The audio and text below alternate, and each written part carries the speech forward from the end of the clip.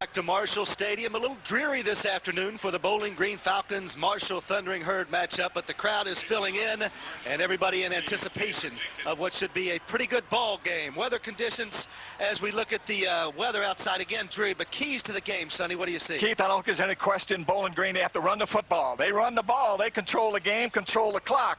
The other thing they do, they keep Marshall's high-powered offense off the field. For Marshall, plain and simple, take care of business. They want points early. They feel like if they can get that board and get there in a hurry, then Bowling Green will be somewhat discouraged. All right, thanks to our budget keys to the game, Sonny, and we're set for kickoff here. Bowling Green has won the toss and has elected to receive. Terry LaVille, you're looking at him, back deep to receive. Also Leon Weathersby, and it will be J.R. Jenkins, the freshman, to kick off for the Thundering Herd. Sonny, we talk about momentum and early momentum. Bowling Green has lost 4 games in a row. They are reeling right now. So what they want to do is to keep this thing close early, as you mentioned. Keith, they're playing for pride. Any way you slice it, they're playing for pride. Marshall's playing for an opportunity to move on and have that chance to play Ohio University next week for a right to play Toledo in the championship game. We alluded to it in the open. Ohio University having problems against Miami. Even if they were to lose that game, and they are in danger of doing that, they would still come to Huntington if Marshall wins here today, and those two will duke it out for the East Division Championship. We are set for kickoff here. Huntington, West Virginia, and we are underway. Squib kick down inside the 15-yard line where it now trails out of bounds. And it looks like that Weathersby did not get a hand on it, so the Bowling Green Falcons will take over on their 35-yard line. Gary Blackney, fine coach for the Bowling Green Falcons in his 7th season, 48, 27, and 2 in his career. And this guy is well respected within the MAC. The free kick out of bounds. Championship the ball is placed at the 35-yard line, 1st and 10. That will drive a coach up a wall. You don't want him starting at the 35, I can promise you that. So the Falcons will take over. Bob Nemeth, as we look at head coach Bob Pruitt, a pretty sparkling record himself, 22-2, national championship last year in Division I AA in his 2nd year at Marshall. Quarterback today for the Bowling Greens will be Ricky Schneider, who will come on in place of Bob Nemeth, who has an injured finger. Schneider, just a freshman, so he has a tall order here this afternoon. No huddle offense for the Falcons.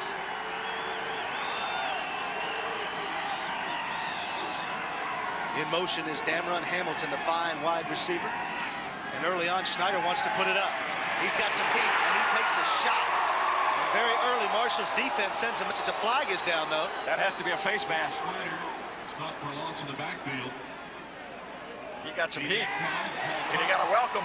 Well, it was an intentional grounding call, Sonny, because obviously B.J. Cohen and Paul Totten had him in their grasp, and he got rid of the ball. Let's check in with Mark Martin, who's also on the sidelines with us.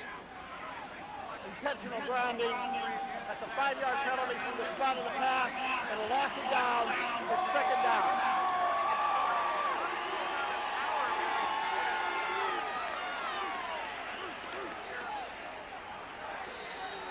Apologize for Mark's audio troubles. We will get those corrected, and we will hear from him. 2nd down, 24 to go for the Falcons. Already they put themselves in a hole. Weathersby is the deep setback. Adam Lige is the fullback. That's Weathersby with it now. Kicks it outside. Larry McLeod, though, rounds him up at about the 25-yard line. Let's check our starting lineups now for the Bowling Green Falcons. As you look at Larry McLeod, Marshall's fine middle linebacker. Check the lineups here after we watch the next play, and it will be a big one, Sonny. 3rd and 20, and already Bowling Green having its problems. Freshman quarterback looking at 3rd and 20. I'd say, Coach, you make the call. He has definitely been thrown into the fire, has played some this year, although sparingly. Ricky Schneider, just a freshman from Amherst, Ohio. Marshall rushes 3, covers with 8. Schneider wants to throw it. This time he's got a little more time. Tipped, and it's intercepted. Girardi Mercer with it, and Marshall with the huge turnover early. Anytime you get that tip ball, in most cases, you got a whole lot more of the different colored jerseys than they do of yours. Girardi Mercer on the pick, in the right place at the right time. Girardi Mercer, 6'2", 263-pound sophomore from Washington, D.C. Sonny, here it is again. Yes, sir. They fake to the tailback. Schneider does. Wants to drop it off on the screen. You hear the see the ball tipped by Cohen. Gardy Mercer comes down with it. And boy, Marshall's in great field position already. His first career interception, and Pennington goes to the air early, looking deep for Moss. And it was broken up at the last minute. Coverage out there provided by number 17, Junior Williams, and they're talking a little trash early on. A little crowing going on down there. That's what they like to call it. On the defensive play. Pennington has been absolutely flawless this season. 60% completion rate. He's got 31 touchdowns, second in the nation, only to Tim Couch of Kentucky. 9th in the country in passing efficiency. 2nd and 10 for Marshall on the 22-yard line. Chapman is the tailback for the Thundering Herd. And he'll get it right side. Picks up a couple of yards before he's brought down there by number 44 for Bowling Green, DJ Durkin, the linebacker. Our LCI starting lineups for this afternoon's game between the Falcons and the Marshall Thundering Herd. Bowling Green has some tough defenders, and Marshall's offensive line has a big task. Williams, Scarborough, Wade, Reed, and Rogers. Backs and receivers, Chapman's tough. Randy Moss we know about. Colclaw Long, and of course the quarterback is Chad Pennington. 3rd and 7 now for the Thundering Herd. Pennington out of the shotgun. Bowling Green bringing 5. Pennington's got some time. Now he gets it away, and he hits Lavorne Colclaw at about the 10-yard line for a first down. It's going to be close depending on the spot. Pass is completed. It is a first. The Bowling Green defense, we mentioned the task staring them in the face this afternoon against this prolific offense, which averages 40 yards a game. And Bowling Green has a fine set of linebackers. And you'll see O'Neal, the brothers Kevin and Joe getting it done. You're looking at Marshall's line, defensive line, but we'll get with Bowling Green. From the 10, Marshall can get a first down without scoring. A little draw play to Doug Atman, but he's very quickly discovered there by the heart of the Bowling Green defense. Both O'Neal brothers in on the tackle. Chapman is the ball carrier. Marshall runs a draw, as you mentioned. Nowhere to go. Bowling Green staying at home. And that's the younger of the two O'Neals, Joe. Defensive starters for Bowling Green: Latoski, Carey, Johnson, and Howard. Johnson from just up the road in Portsmouth, Ohio, 50 miles away. The linebackers are a good group: Durkin, the O'Neal brothers, and Todd Bush in the secondary. Bradley, Bryce, Williams, and Dobbs. 2nd and 12 now for Marshall. Loss of 2 on that play. Pennington goes back to the air. Now he's flushed, and he is taken down, sacked there by Joe O'Neal. So the O'Neals make their presence felt early. You know, Keith, if you just say O'Neal, you've got 90% chance of being right. That's the younger O'Neal, Joe, 6'2", 215-pound sophomore from Twinsburg, Ohio. And no, they are not twins, although they play like it sometimes. Joe O'Neal and Bowling Green, they're not bringing any heat, but they're bringing Joe O'Neal from the backside. He collars Chad Pennington. Now Marshall looking at a big 3rd down. 3rd and 22 from the 22. Obvious passing situation for the Herd. Pennington gets it out there, looks for his wide receiver Moss, I believe, on that. I'm sorry, that's Gerald Long, who gets back to close to the original line of scrimmage, about the 7-yard line, and a decision for head coach Bob Pruitt, Sonny. That decision's already been made because they come trotting out. So defensively, the Bowling Green Falcons with a moral victory of sorts early here. Marshall will attempt the field goal.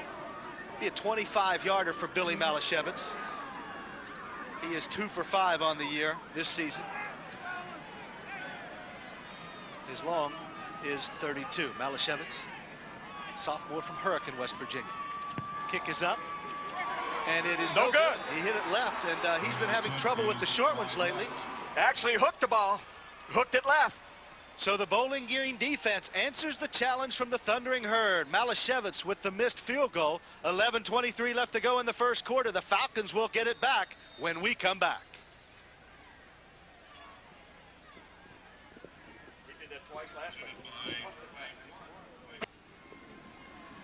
So Billy Malashevitz misfires from 25 yards.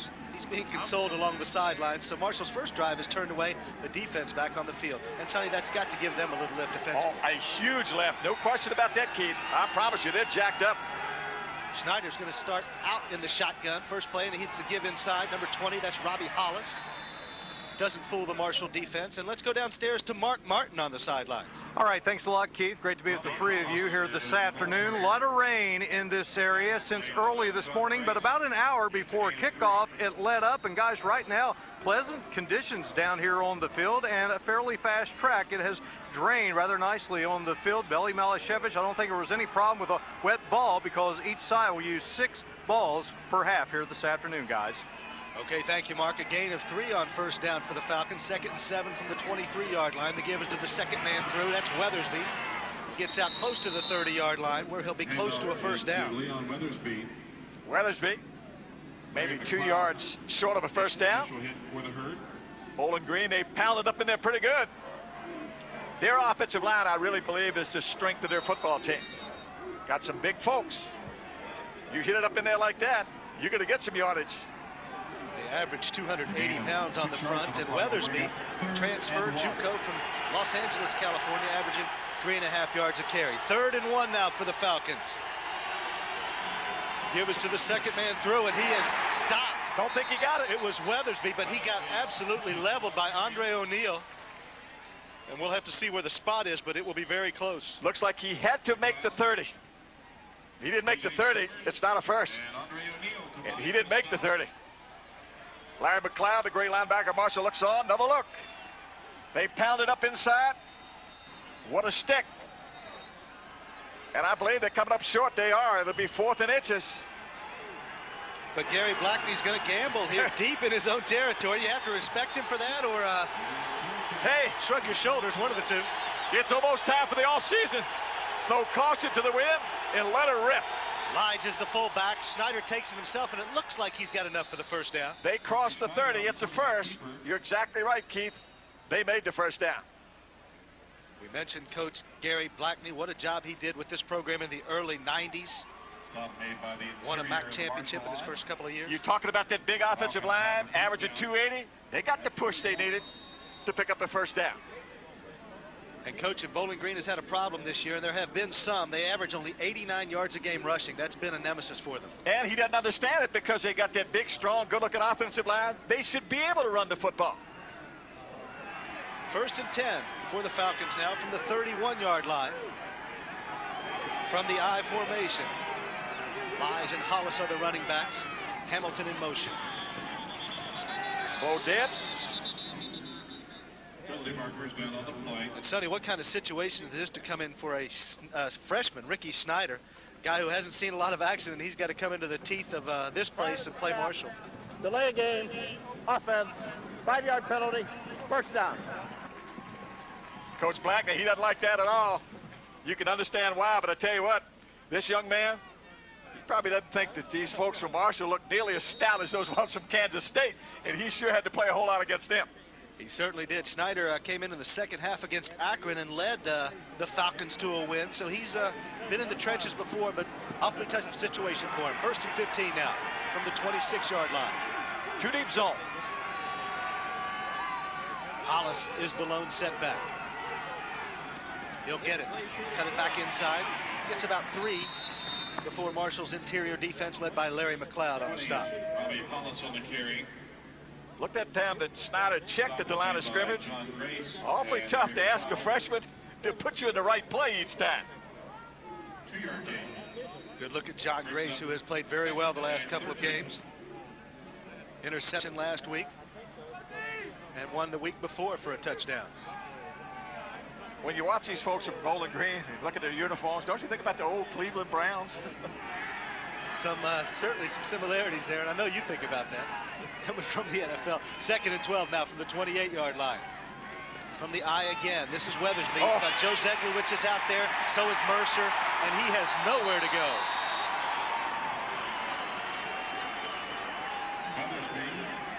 I think he felt a little bit like Custard that time. He got surrounded in a hurry.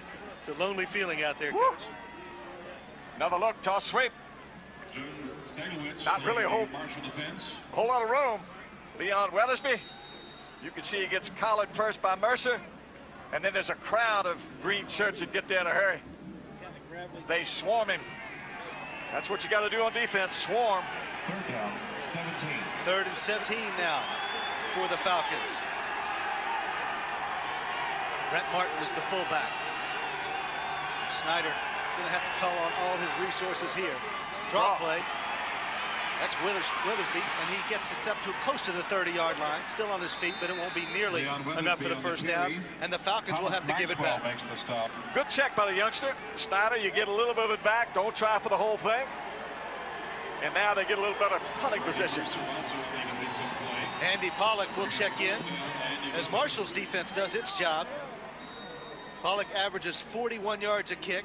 This is one thing that the Bowling Green Falcons have liked is their special play teams this year. Special teams have been excellent for Bowling Green. They've been a big part of their season. Back deep to receive is the magic one. Randy Moss stands at his 30-yard line. Pollock gets off a low kick that Moss may have time to return. He spins around, but he's wrapped up in now he's got to move. Great block thrown out there by number 12, Derek Walker. And look at Moss go. He may take it. Moss down to the 12-yard line. 57-yard return for Randy Moss. Thought there might have been a clip, Keith, but apparently that was not the case. What a great return. 40-yard punt for Pollock, and what a return by Randy Moss. His teammates call him the freak. And when you see him return this punt, you can understand why. Just give him a little crack. Great block about to come up here now. Travian Turner had a shot, and that's Derek Walker. What a shot by Walker. Great block. That sets it up. The wall set up. And Moss, right now, he's turning that green turf brown. He's running so fast. Here he comes again. He's like a blur. You know, it's hard for a camera to keep up with him. All you do is see the back of 88. But they cut him off at the pass. Hunter Andy Pollock helped with the tackle, and he's helped off the field, but he looks to be okay. But Marshall in business at the 11-yard line. It is first and 10 for the herd.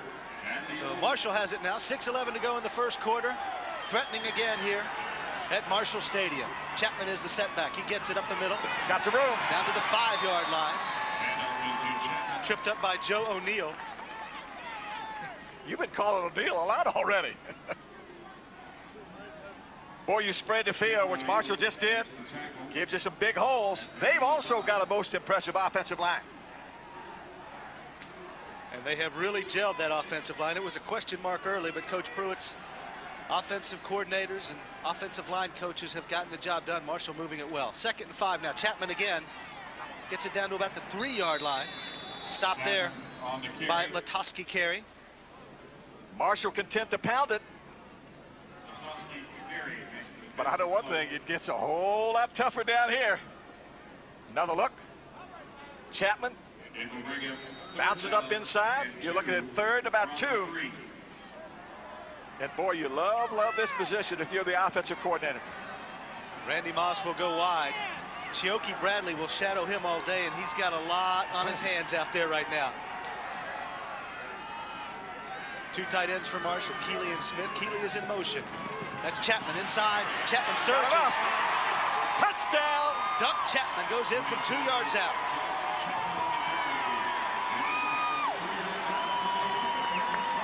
So Marshall with 4:56 after the Randy Moss punt return, punches it in and gets on the board first. Sonny, that was just telling your offensive line to get the job done, and the big guys responded. All Chapman does, it gets behind some of those big people. They pound at the end zone. He runs right behind them. Billy Malashevitz on for the extra point, and this is normally a given, but Marshall had troubles last week at Mount Pleasant. Missed 2 of them. Had 2 blocked, actually. Got some movement. That'll cost him 5. Those folks in the green jerseys just a tad anxious. Take another look at the Chapman touchdown now. Look up front. There's where you see it happen. Look at the displacement up front. Snap, ball start, offense, 5-yard penalty, repeat the try. You could have run in it that time. No question in my mind about that kid. There he is, Doug Chapman. What a year this guy has had. 8th touchdown of the season, and just a sophomore from Chester, Virginia. Coach Black, he doesn't like what he's looking at, I can promise you that. Now it will be a 25-yard extra point try for Malashevitz. Zaban will spot it at the 15. Kick is up. And Good. just there, but it counts. You had to hold your breath there just for a moment.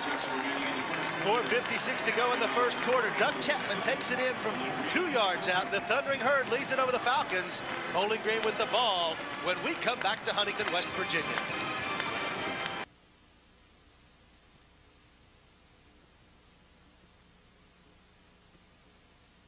And they deserve some kudos for that one. Get it straight with the big folks up front. Dave Johnson down there instructing his offensive line. J.R. Jenkins will kick it off for Marshall. Back deep to receive are Weathersby and LaVille. And Weathersby has broken one this year for 95 yards. So he is dangerous. Jenkins content to keep it on the ground. That is Weathersby at his 14-yard line. There's a little bit of a hold, but he is met and knocked down immediately. B.J. Summers on the special teams play.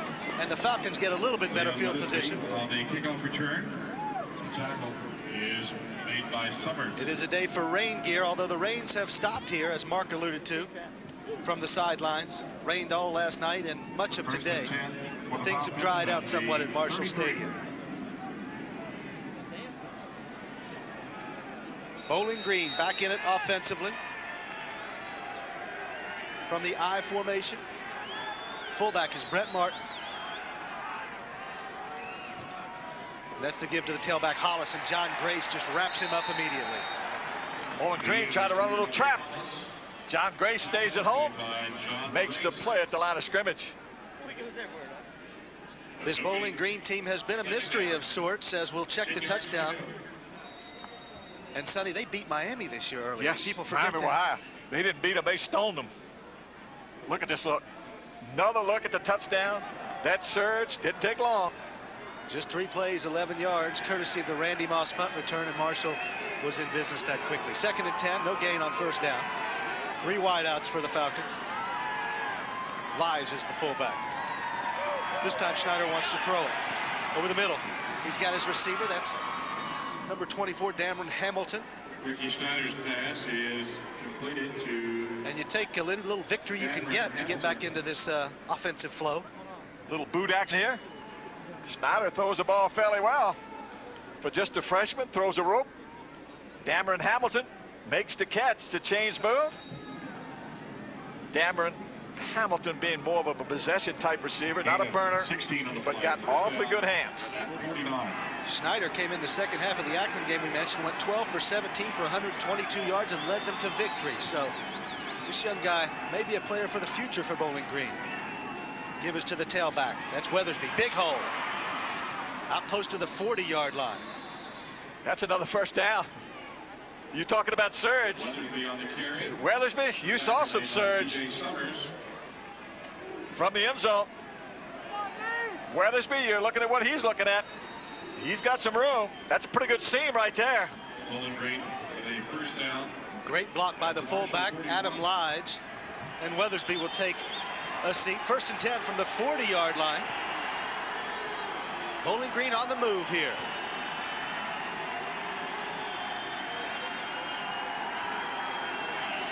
Schneider with the give. This is Hollis, and he gets about a yard before he's brought down by number 5, B.J. Cohen. The Falcons will run in several backs, Sonny. Weathersby, Hollis, Platt, trying to find that running game that they haven't been able to find this season. And really not a whole lot of difference between the backs. They don't have that burner or that guy that'll go a long ways in a hurry, but they got 3 of them that'll pound it up in there for you. That's Weathersby you look at. Fullback is Martin. 2nd and 9, gain of 1 on first down. Schneider back to pass now. Lobs one over there to his wide receiver who was out of bounds. It was a nice effort by LaVille, but he caught it out of bounds. LaVille got a shot from B.J. Summers. Not able to come down in bounds. Boy, in college, when you get them close to the sideline, go ahead and drill them. We get a real good look here. Not able to get one down. So 3rd and 9 for the Falcons at the 39-yard line. It is now 3rd down. 3 wideouts for Bowling Green. LaVille, Hamilton, Weathersby. That's Hamilton in motion. Schneider now has got some heat, gets rid of it, and it was intended for Hamilton, but it is short, and Bowling Green will either punt it away or go for it. That was a one-hopper. No chance. Rogers Beckett, closest one to the ball. Another look here. Schneider kind of running for his life, as you indicated, plenty of heat. That one hopper, Beckett almost came up with it, but he's wearing the wrong color jersey. At the 39, thought for a moment that Gary Blackney might have elected to go for it, but he brings in Pollock and they will punt it away. B.J. Summers is back now at his 10-yard line.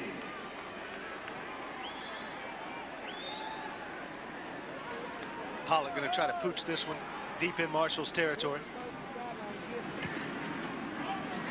That's going in the end zone, I believe. Oh. Nice effort there by special teams play, but it didn't happen. Travian Turner had a hand on it. That's coming to the 20. Out to the 20. So Marshall will take over on the 20-yard line, leading at 7-0 over Bowling Green. Marshall Stadium will be back in just a minute. The last 2 times Bowling Green has been on the sidelines, defensive coordinator Paul Ferraro, who is also the linebackers coach, has been talking to the linebackers. The defensive line gives the surge. The linebackers make the plays. Watch for the tricks. Watch for the stunts coming out of the linebacker positions. Sonny, we already saw it with Joe O'Neill once. Back to you. Bill, you're exactly right. They're going to have to start to stunt and do some things up front to confuse that offensive line of Marshall's just a bit. 1st and 10 from the 20 now.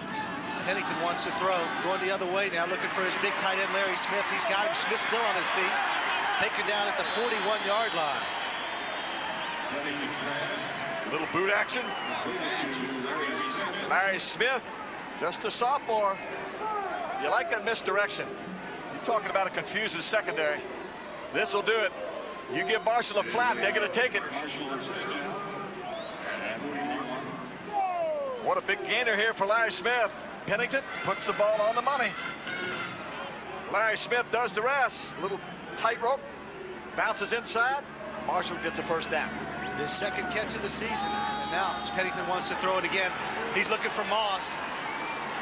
And Shioki Bradley was out there. Got a flag down. Now the flag comes in. But we got a flag down at the line of scrimmage as well. 1 flag early, 1 late. When you see that yellow laundry on the field, you know it's something serious. Andrew Pfaff, the referee, will sort it out for us. But remember now, there was one up here at the line of scrimmage when the ball was first snapped.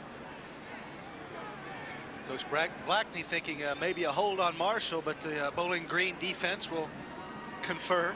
You're not sure what Coach Pruitt's thinking. Now he's starting to think just a bit. Talking it over with the nearby official. He has no idea what the call is. The Geneva Convention's going on over here. They're going to have some answers here pretty soon.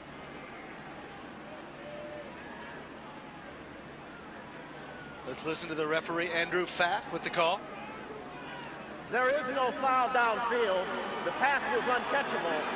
There is an offside against the defense.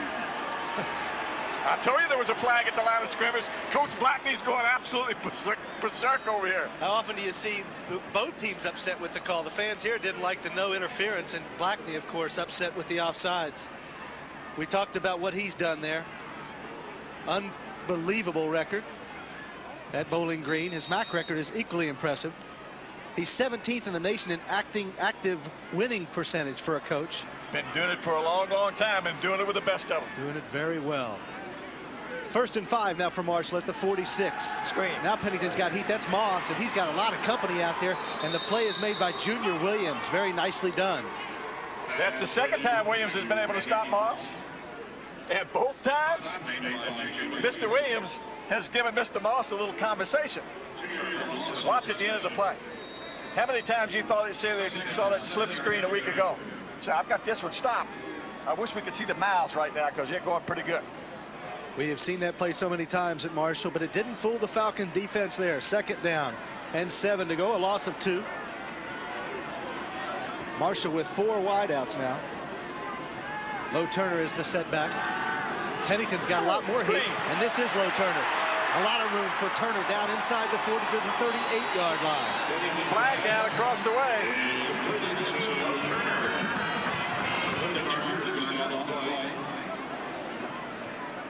This time Marshall goes to another screen, but it's to running back Low Turner. That's a hold. That's coming back. Holding call. Low Turner.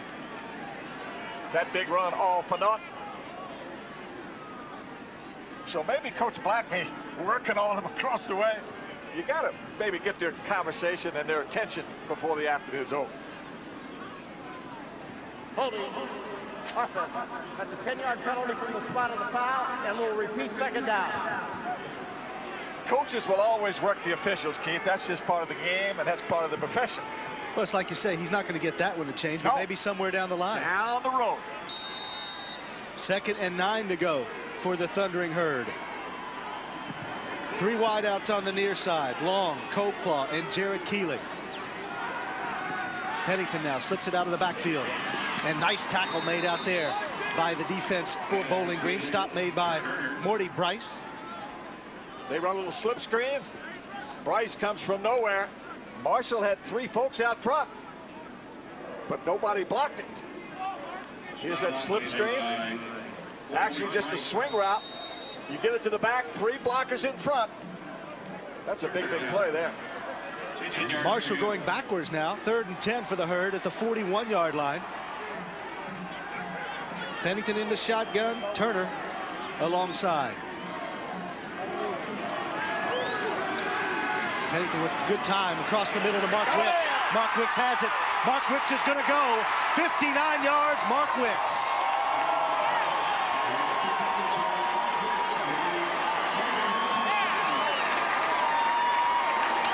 We talked about at the opening how Marshall likes to dial up long distance. Doesn't take them long. What they do is get man-to-man on Mark Wicks. Randy Moss and company got most of the attention. They got man-to-man. All they did was run a post route. When you get man-to-man, the offense has much the best of it. You can see Wicks inside. It's no contest. All he does is ramble to the end zone. First touchdown catch of the year from the senior from Bethel Park, Pennsylvania. Malashevitz on for the point after. It is good. So Marshall's explosive passing game strikes again.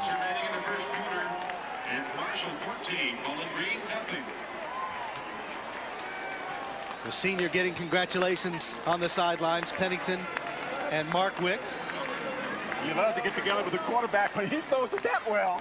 You want to kiss him is what you want to do. Look at Chad Pennington. You're talking about a sophomore that can put it on the money. Wicks gets open.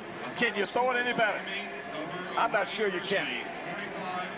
Coverage out there by Ken Dobbs, but as you mentioned, Sonny, man-to-man, and he was virtually all by his lonesome out there. Mark Wicks, the senior, gets his first touchdown catch of the year, and the congratulations that comes with it. A couple of scores to pass along, Sonny. Miami beats Ohio 45-21. The Bobcats' first loss in the Mid-American Conference this year. Still means they can come here and win next week and win the MAC title. But this one, Sonny, 35-3, Ball State over Toledo. You have to remember, though, Keith, Toledo clinched a week ago. They're playing for nothing. They must have just said, mailed it in, and just said, beat us as much as you want to beat us. We got something more important in mind down the road. Well, unfortunately for the conference, though, that will most assuredly drop Toledo out of the top 25. They'll drop out of the top 50. A high kick from J.R. Jenkins. Fair catch called for. It's dropped and then recovered for the Falcons. Ty Stover got on it. On the return.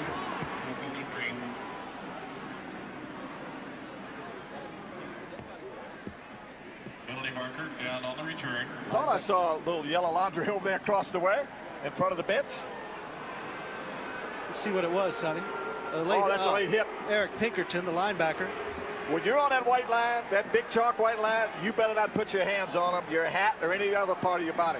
After the play, it was a dead ball foul against the kicking team. That's a 15-yard penalty and an automatic first down. So you ask, what do those two games do to the conference standings? Ohio, of course, drops to 6-1.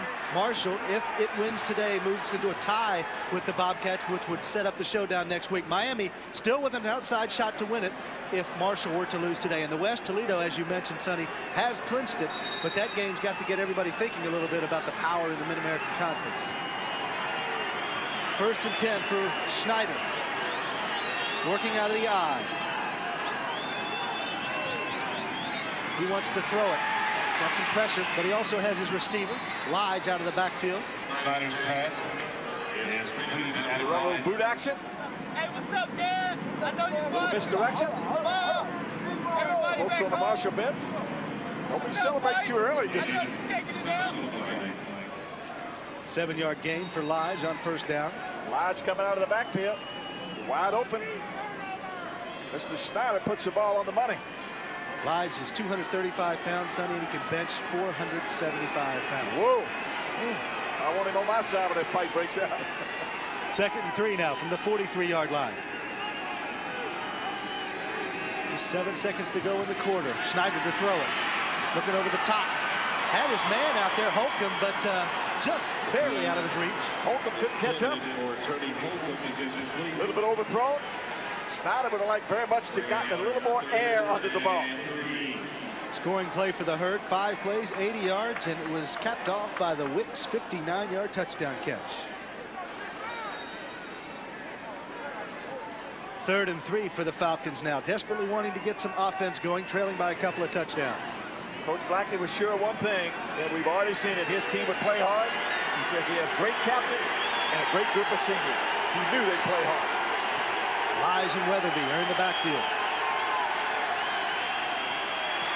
And there's nothing there.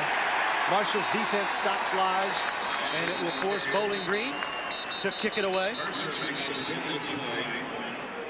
We are at the end of the 1st quarter. Huntington, West Virginia, where the Thundering Herd has put 2 touchdowns on the board.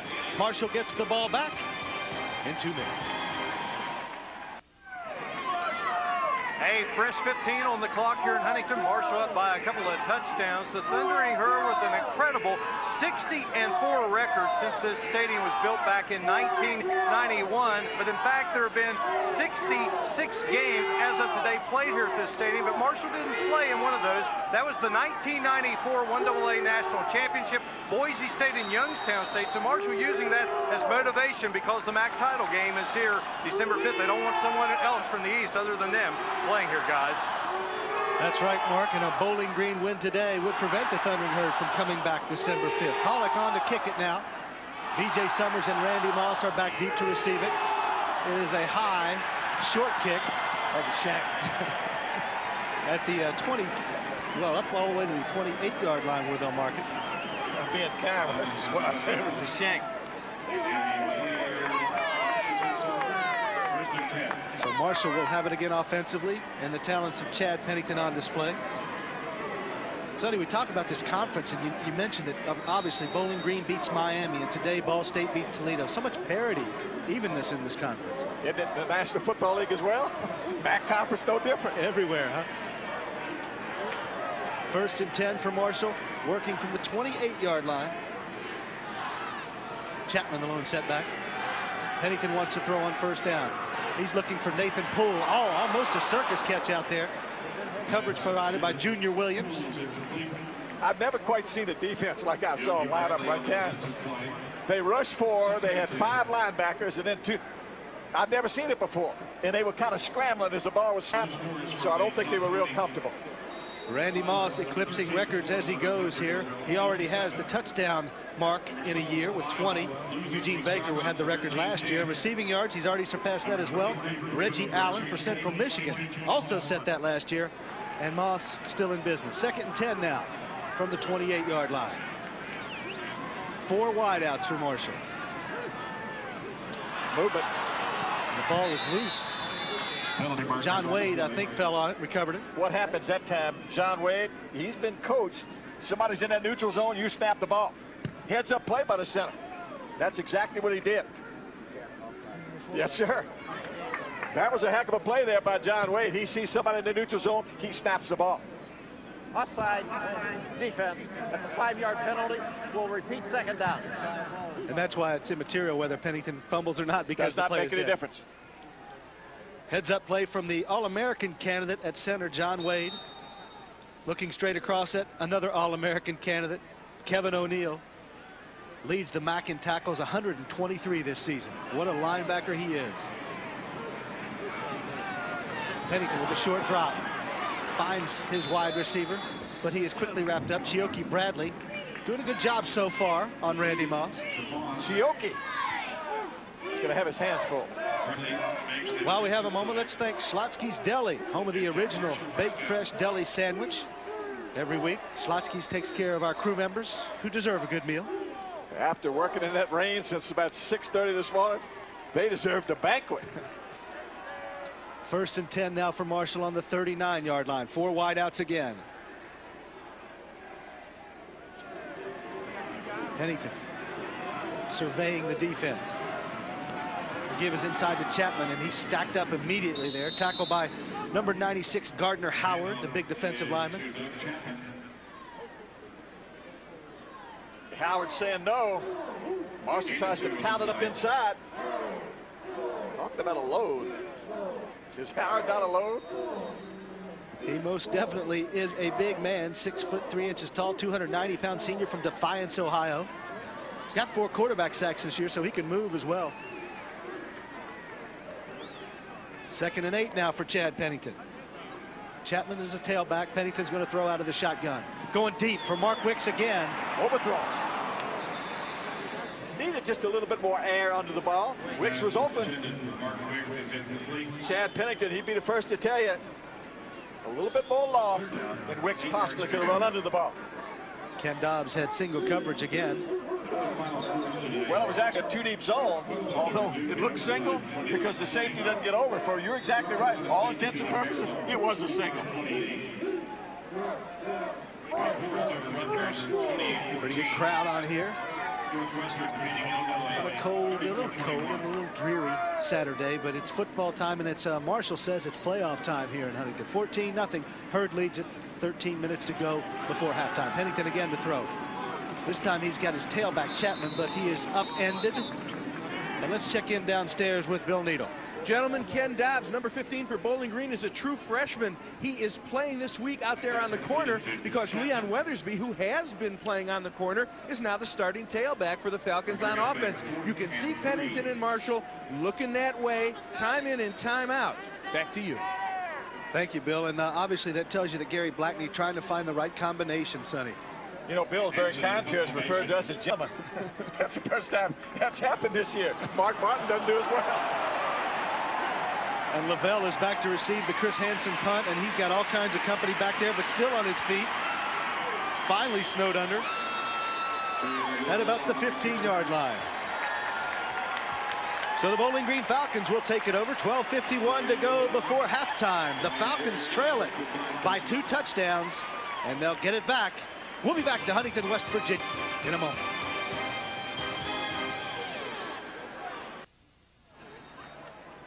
Back to Marshall Stadium, Huntington, West Virginia, where the Herd leads it by a couple of touchdowns, but Bowling Green on the 43-yard line with first down and hoping to get something on the board.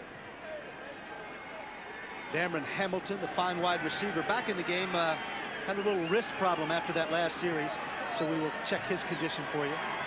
From the I formation, the freshman quarterback Schneider wants to throw it. Got his man over on the far side. That's Lige again. Wrapped up by John Grace, but close to first down yardage. Throwing an awful lot of possession type passes. Control type. Hitting their backs out of the backfield. Lige with 15 catches coming into this game has been very busy this afternoon. High percentage type throws when you throw it to Lige. Fullback, tailback, coming out of the backfield. Schneider will work it 2nd and 1 now from the 34-yard line. He's going to sprint now. Look for a wide receiver on the other side. This time, though, it is caught. Yes, it's Hamilton. Looked to be out of bounds, but he got a foot in. Almost looked like one official ruled it good. The other was set out of bounds. Bumped out of bounds by Larry Moore. And they're talking it over, Sonny. Oh, yes. I'm telling you, with two different signals. As you mentioned on the sprint, Snyder looking outside. Let's see if he got one down. Don't think so. Don't think so. As I indicated, I looked down there. One official ruled one thing, one did the other. Hamilton would like a chance to plead his case. He won't get it, but he can sit around and watch anyway. There was 1 foot down in bounds. It is a completed pass. First down. They're a little bit closer to it than I am. Well, it looks like his back foot may have come down inbounds, and his front foot was the second foot down. I'm sure the head coach of Marshall's. Let's see. This is close. See his back foot is in, yeah. Yeah, but does he have control of the ball? Official said he did, so he did. First down yardage, regardless for the Falcons now. Snyder out of the eye.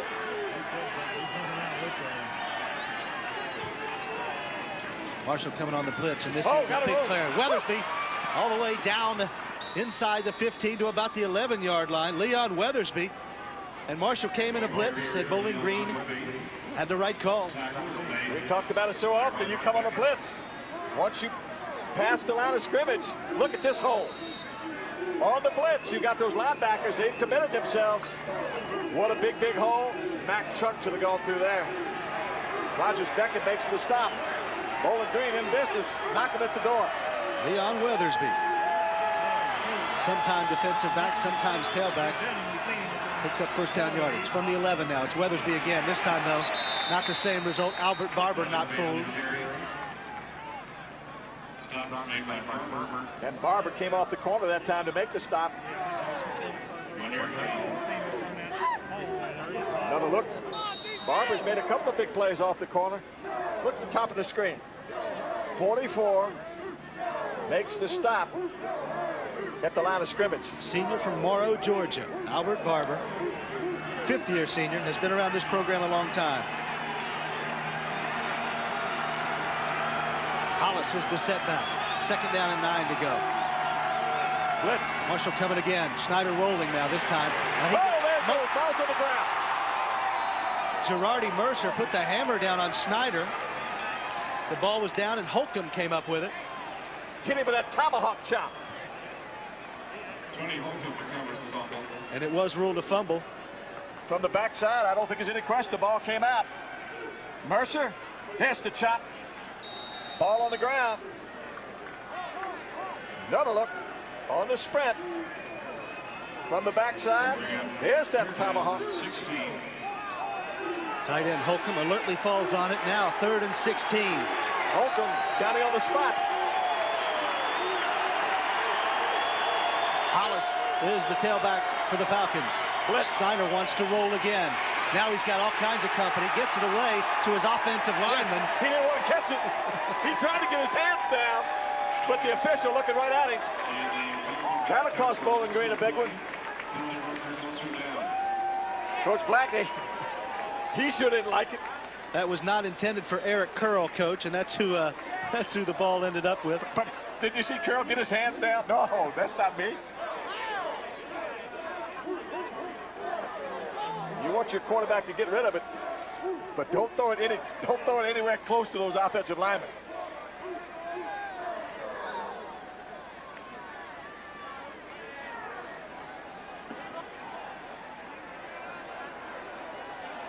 The conference continues between Larry McLeod and...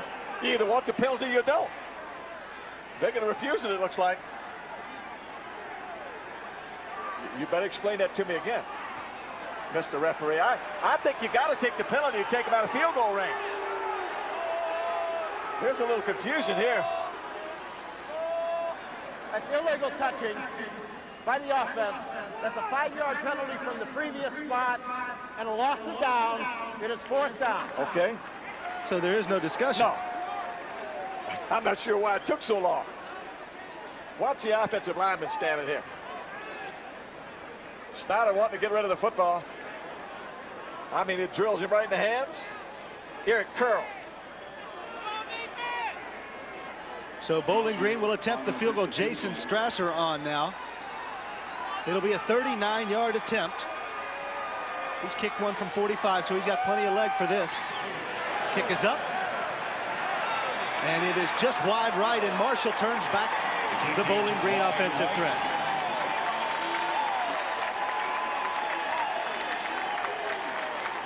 So Bowling Green went a long way in a long time, only to come up empty, center. All for nothing. And now all of a sudden Marshall gets a big lift. So let's see if they're going to dial long distance here just before halftime with 2:08 left. Chad Pennington, a fine sophomore from Knoxville, Tennessee. They can strike in a hurry. 4 wideouts for the Herd. Pennington from the shotgun. Marshall will work it across the middle. That's Lavorne Colclaw. Gets a block out to the 30-yard line. Brought down by Chioke Bradley. Wanted to get out of bounds to stop the clock. Chioke Bradley would not let him get out of bounds.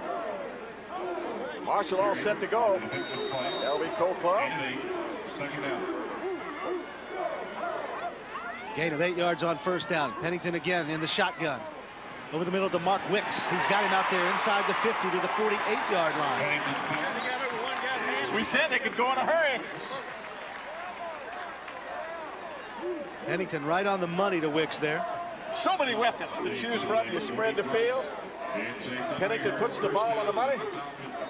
Mark Wicks runs a great in route. 1:31 to go before halftime. Marshall trying to punch something in.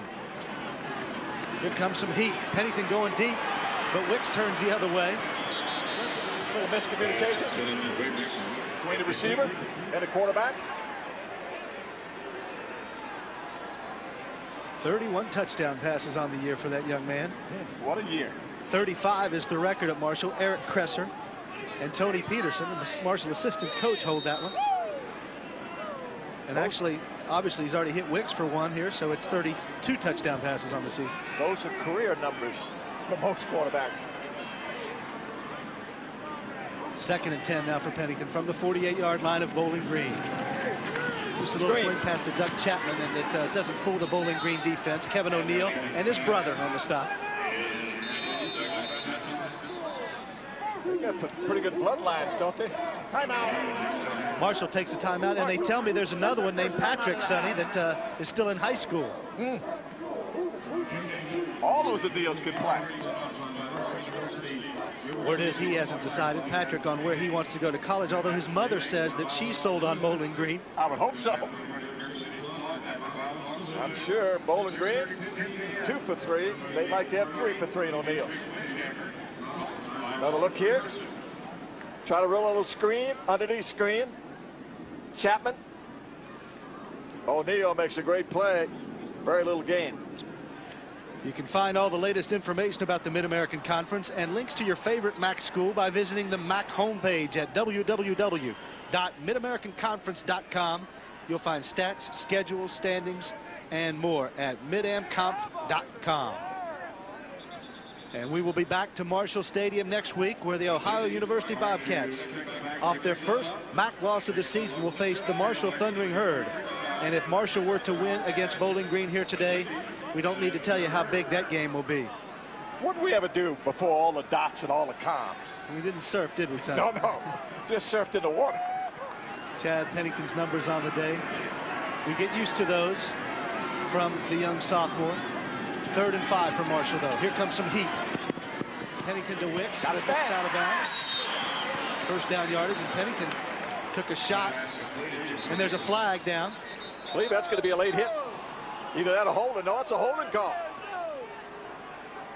What they did was run a deep square out route.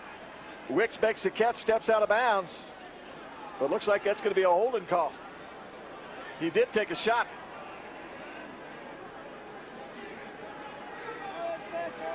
Holding offense. That's a 10-yard foul from the spot of the foul. They'll repeat 3rd down. You know, you hear me say so often, Keith, coaches, they'll tell them up front, if you can't block them, please don't hold them.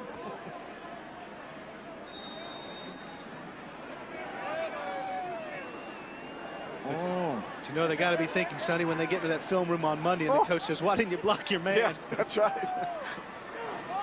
3rd and 24 for Marshall. Very quickly, Marshall has taken itself out of field goal Screen position there. This is Doug Chapman, still on his feet. Chapman down to the 37-yard line. That's enough for a first down. Doug Chapman, incredible. Finally stopped by Dobbs, but Chapman may have gotten the first. You got 3rd and 21, and Chapman picks up the first down on the screen. Heck of a move here. See you later. Give him one and take it away. That's just great second effort and a big first down. 1st and 10 now for Marshall. Back in business with 53 seconds to go, and now we have a stoppage of play. 53 seconds is more than enough time for this high-powered offense.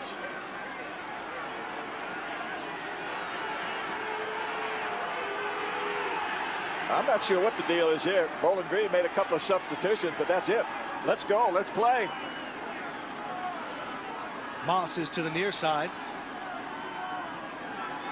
There's a sideline warning against Bowling Green bench. So Chad Pennington with 52 seconds to go. That's earth-shattering, isn't it? But you get a little bit too close. They got to back you up. There's single coverage on the 2 wideouts to the top of the screen because everybody's looking at Moss. Coleclaw out there. Moss is triple covered. That's where he's headed, to Coleclaw. He's got him. Coleclaw inside the 15 to the 11-yard line. You triple cover Moss. Plain and simple, you're going to get man-to-man to the wide side of the field. That's what they got. And L.B. Coleclaw just runs a deep spread route. Pennington puts the ball right on the money. Another first down for Marshall now from the 10-yard line. 38 seconds to go now. Clock is running. Now, Keith, you can go in the end zone 3 times. Looking to Wicks. He's got Touchdown. Didn't take 3 times, just once.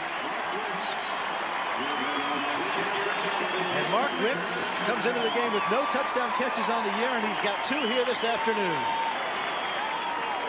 Marshall, what they do is spread the field.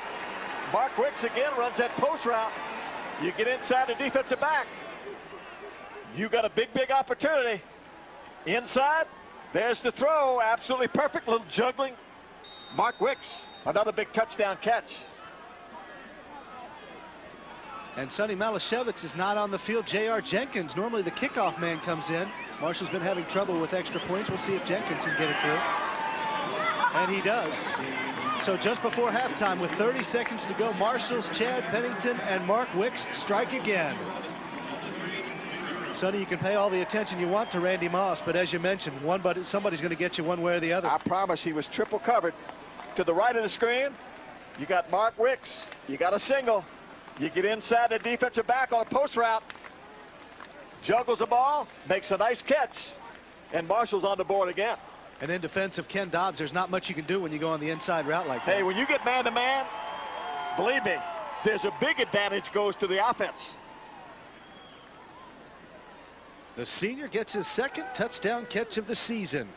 10 yards from Chad Pennington, number 33 on the season for Pennington. And Marshall stretches the advantage now to 21-0. And don't think the rest of these Marshall receivers don't like all that attention is given to Randy Moss. They all go over and thank him. There's the look of the scoring drive. 7 plays, 78 yards. Took just 1:38 off the clock. Jenkins now will kick it. Back deep are Weathersby and LaVille.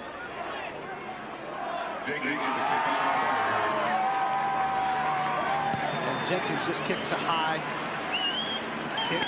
Called for a fair catch. The 27-yard line, and we'll see what Bowling Green can do with it. Live calls for it. That's a pretty good play. You want those big people calling for that fair catch. You don't want them running with the ball. He is stout. Stick around at halftime because Bill Needle will have all the halftime festivities, highlights, and also scores from around the rest of the Mid-American Conference. And a look back at Marshall's rise to prominence from Division I AA to Division 1A. Keith, has anybody mentioned this is homecoming? Yeah, exactly. That's the first mention of it here this afternoon. Thanks for pointing that out. A lot of grads in the stands today. 1st and 10 now. We'll see what Snyder wants to do. He may just take a knee or give it inside. He does so to Lies, I'm sorry. Up to the 35-yard line where the clock continues to tick. Sonny, we look back on that 3rd and 24 by Doug Chapman, and that was pretty big. That's the difference maybe between 14-0 and 21-0. You're exactly right. That was huge. Excellent call. That screen to your back. When they're in a prevent defense, you can go a long ways. Had great blocking, and he took it a long ways. And that will bring the first half to a close in Huntington, West Virginia, Marshall Stadium. Chad Pennington with 2 touchdown passes. Doug Chapman with a touchdown run. 21-0. Marshall leads it over the Bowling Green Falcons. Steve's getting. And the Thundering Herd heads to the locker room, as Sonny mentioned, here on homecoming. Gary Blackney's Bowling Green Falcons unable to get it into the end zone and to generate much offensively, but they will try to change that. Let's check with Bill Needle, who's got the coach. Bill. Thanks a lot, guys. Bob Pruitt up at the half. It's Randy Moss. It's Lavorne Colcall. All of a sudden, it's Mark Wicks. Where'd he come from? Well, he's been a good player for us really last year, and he just broke out of a slump, I guess. He's doing a great job for us. Seems like Bowling Green's done a nice job keeping your offense off the field. They certainly have. Of course, I think our defense has done a good job of keeping them out of the end zone, so we just got to do it for another half. Those are the words of Bob Pruitt. More coming up on halftime. Mac Game of the Week. Okay, thank you, Bill. Coach Pruitt with Bill Needle there, and everybody goes into the locker room and devises a strategy for the second half. From Marshall Stadium, Huntington, West Virginia, it's the Thundering Herd and the Falcons, and Marshall leads it 21-0. Halftime festivities when we come back. Showdown, Marshall Stadium, Huntington, West Virginia, where the Thundering Herd leads it 21-0 over the Bowling Green Falcons. And Sonny, as we talk about the first half, I thought Bowling Green did a nice job of shutting down Randy Moss, but there are a lot of other offensive weapons for the Herd. Well, I think he did, Keith. Certainly they took Randy Moss away, didn't let him get in the end zone, but as you indicated, so many more weapons. Wicks, Laverne Coldcloth, doesn't make any difference. Then they run the football. When you look at that Marshall offense, they got a whole lot of ways to hurt you, and depending on what you take away, they're going to take advantage of something else. Bowling Green had a couple of opportunities to score, Sonny, but Marshall's defense doesn't get a whole lot of credit, but the defense rose up in the first half. Well, anytime you pitch a shutout, you better get some credit, but the folks from Bowling Green been able to hang around. That's all they wanted to do. Hang around long enough, and then something good's going to happen for them. One thing about Gary Blackney, he says his team will not quit. They will play the full 4 quarters. All right, let's check out our halftime highlights from Marshall Stadium, and the Thundering Herd did it by ground early. Doug Chapman. Yes, sir. Doug Chapman behind that big offensive line. They just pounded in there. Chapman takes it in. Marshall's on the board early. Marshall then goes 59 yards through the air. Chad Pennington to Mark Wicks, Sonny. Mark Wicks runs a post route. Gets inside the defensive back. Chad Pennington on the money. Hits him a dead run. When you don't break stride, there's a real good chance you're going to get the end zone, and that's exactly what Wicks did. So with Bowling Green continuing to blanket Randy Moss and L.V. Coldclaw, Marshall goes back to Mark Wicks again, 10 yards this time. Exact same route. You get inside that defensive back, they triple Moss or double him, you get single on the outside, runs a post route. Believe me, the offense has much the best of it when you get man-to-man. And that's what Chad Pennington does best. He finds his receivers. Let's check our halftime statistics from the first half, and we'll see how those stacked up. First downs, Marshall just one advantage. Sonny, what stands out at you? Obviously passing yardage and total yards, Marshall with the edge. Well, really, the only thing that stands out is a 21-0 score. Stats not indicative of that. Pretty much even. But really, that's not the way the first half was played. Time of possession belongs to Bowling Green, but Marshall is last in the league in time of possession, but they lead the Mid-American Conference in scoring, so that hasn't been a factor either. I've always said you can have those stats, take them home with you, eat them, do whatever you want to with them. I just want the score and the points on the board, and that's exactly what Marshall has here in the first half. That's right. Marshall leads it 21-0 over Bowling Green as the rain begins to fall. Marshall Stadium, Huntington, West Virginia, and the rains had come earlier in the day, and now they come back again. Sonny, how might that impact the second half? I'm not really sure it'll make that much difference. You know, in the Southland, they refer to that as liquid sunshine.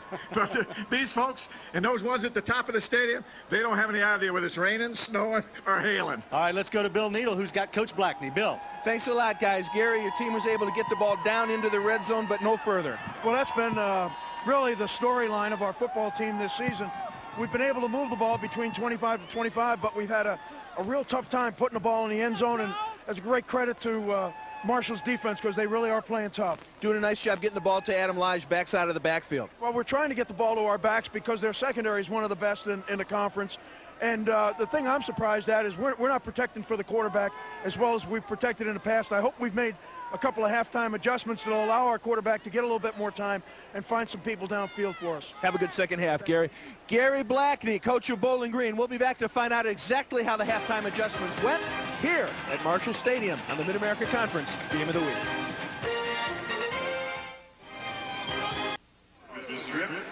A light mist is falling here in Huntington as we get set to start this second half of action. Marshall up 21-0. Bob Pruitt talked about his team's preparation for this game this past week, and there was a lot of concern that maybe the players were looking ahead to Ohio University, but Coach Pruitt said definitely not. Our players are adults. They realize the importance of this game against Bowling Green because, quite simply, if Bowling Green won, their season was over, and he said if Bowling Green beats his football team, they are just a better football team. It would have nothing to do with his club looking ahead to Ohio U. But at the moment, they are in great shape here as they start this second half of action. Let's send you back upstairs now. Keith Morehouse and Sonny Randall with the call. All right, thank you, Mark. And part of the reason Coach Pruitt has his team prepared, Sonny, is Marshall has been in so many playoff situations over the years in 1AA, so they know the importance of the next game. No question about that. They've been here before and done it.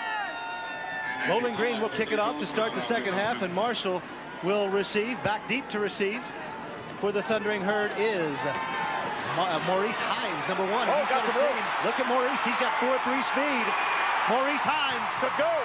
Dragged down from behind by Leon Weathersby. Otherwise, he may have gone the distance. Freshman Maurice Hines. We talk about setting the tone. Marshall sets the tone on the opening kickoff here in the second half. Maurice Hines, as you mentioned, about 4'3", starts to his left, wearing that 1 digit, number 1. Down the sideline he dances. When he bounces it outside, that was a kicker. You don't expect him to make the tackle. Marshall in great field position. 59 yards on the return, Sonny, so the Thundering Herd back in business from the 30. Pennington looking deep to Moss, but he turned the other way, and he still catches it. You gotta be kidding me. 30 yards on the... 1 away from the all-time record.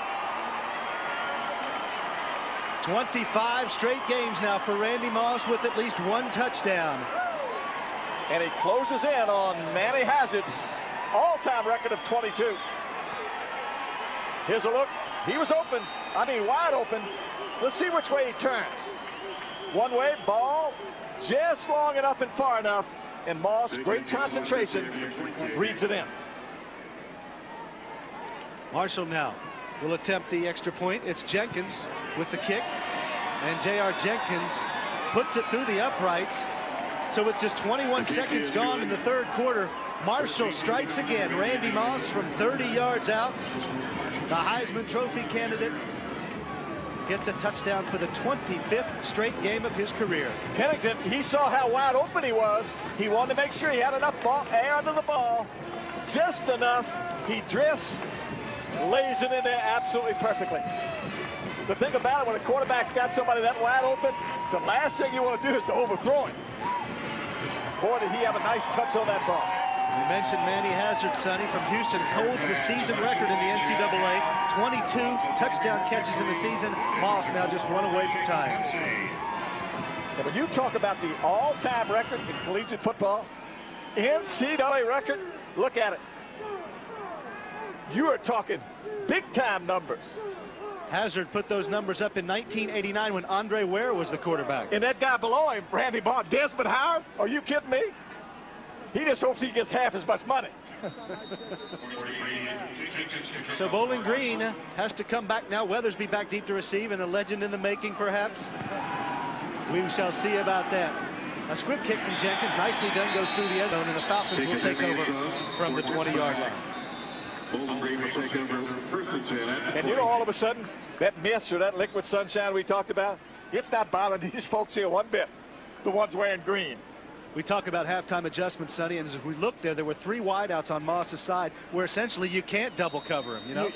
You talk about triple coverage or double coverage. We get another look at the touchdown. Pennington knew he had it.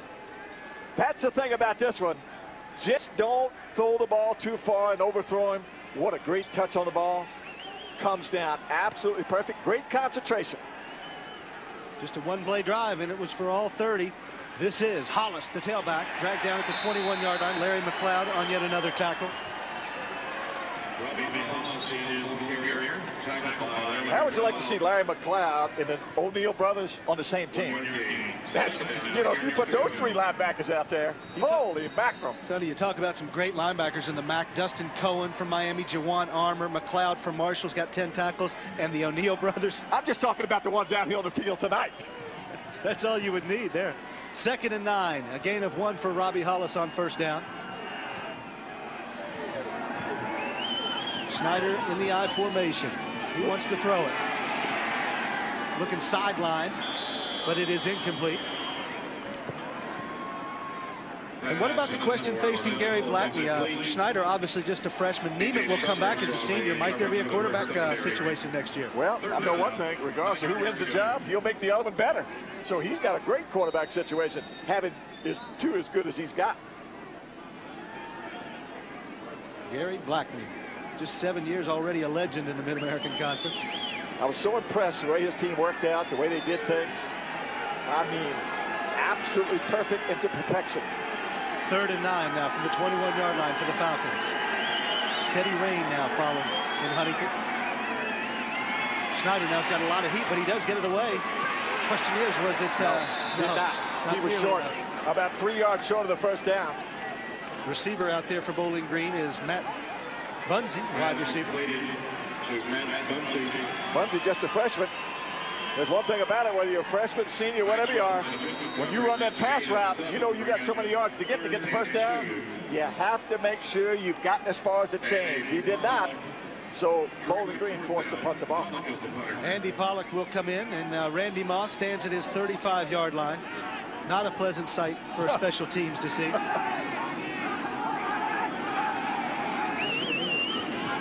Pollock gets off an end-over-ender kick, and Moss will watch it hit, and it will roll harmlessly to about the 39-yard line, where Bowling Green will down it, and Marshall will have the football when we come back. The Thundering Herd leads it by 4 touchdowns over Bowling Green. The Herd trying to put it away in Huntington.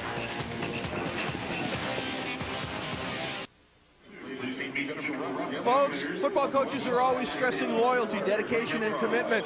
Sonny and Keith have been very good in their praise about Gary Blackney. We'll check this one out. Over 10 years ago, Blackney's wife Loretta was stricken with an aneurysm requiring 24-hour-a-day care. She's confined to a wheelchair, leaving 4 children ages 8, 12, 18, and 19. Gary Blackney became the house dad, and I'll tell you, folks, he never left her, and after all of that, Mr. Mom takes on a whole new meaning when you look at Gary Blackney. Back to you guys. Thank you, Bill, and that definitely tells us where Gary Blackney's priorities are. What a tremendous, classy gentleman. Rushing yards for Marshall, that is not a mistake. 7 yards on 9 carries. So that axiom about setting up the run with the pass changes as Colclaw gets outside. But, Sonny, when you don't have to run it, Marshall doesn't, obviously. I was going to say, when you get down long distance, why run it? Just get there in a hurry. And they got the heaters cranked. And they do have a spot. Defense. That penalty is declined. First down. Down the sideline, the LV Colclaw. Coach Blackney will get this thing turned around. No doubt about that. You're talking about a strong man. Not too many people on this earth any stronger doing what that man has done. Chad Pennington, nearly flawless again this afternoon. 1st and 10 for Marshall at the 44-yard line. Moss is in the slot. And they've got it out there to him. Makes a nice little move. And look at the athleticism again. Randy Moss. He continues to amaze. Pretty good high hurler. He does what he has to do to move the chain. Well, he can do just about everything. Watch this little spin move, a little 360, and lead you maybe to get some new equipment. Morty Bryce there just turned around. He needs a change of equipment. 360 and then a little high hurdle job. He continues to show us every week out the things that he can do. 1st and 10 from the 33-yard line now. Give us to Chapman, who is gathered quickly by Kevin O'Neill. Chapman on the carry. I love that nickname his teammates have put on him, the Freak. And when you see him do the things that he does, Kevin O'Neill. you can understand why they call him that. Very powerful offense we've talked about in the Mid-American Conference. Marshall 1st in scoring, 1st in passing yards, 3rd in total offense. But you know what their last game? Time of possession. That's exactly right. Is that incredible stat or what? It means they get things done in a hurry, doesn't it? 2nd and 9 from the 32. Pennington wants to throw, and he's got time. Now he's still got time on his feet. Pennington's just going to have to run and take cover. He's knocked down pretty hard by the Bowling Green defense. Tackle there made by Latowski Carey. You didn't take enough cover. You don't want your quarterback taking that kind of punishment. But he had nowhere to go with the football. And instead of throwing it up for grabs, what does he do? Gets what he can. It gets out of bounds. Marshall trying to win the Mid-American Conference Championship, and they'll have to win a couple of games to do that as everybody bundled up here at Marshall Stadium. Who do you think she was rooting for? Huh? For that green slicker on. Bowling Green, Sonny, has 10 Mid-American Conference Championships, so Marshall trying to get where they have been. 3rd and 13 from the 36-yard line. Pennington to throw again.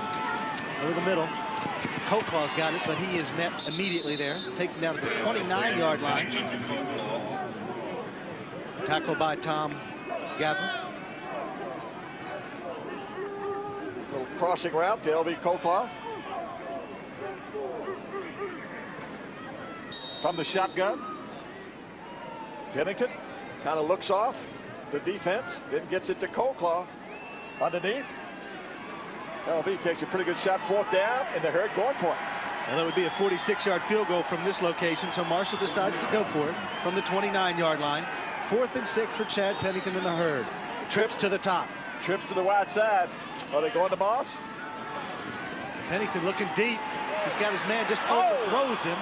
Nathan Poole, the intended receiver. Thought they might go to Moss here on the near side, but instead they go to Poole on the far side. As you mentioned, Keith, overthrown just a tad. So Bowling Green takes over on downs at the 29-yard line. The Falcons trail it by 4 touchdowns, but they've got the ball back. We'll return Marshall Stadium, Huntington, West Virginia, after you hear these messages.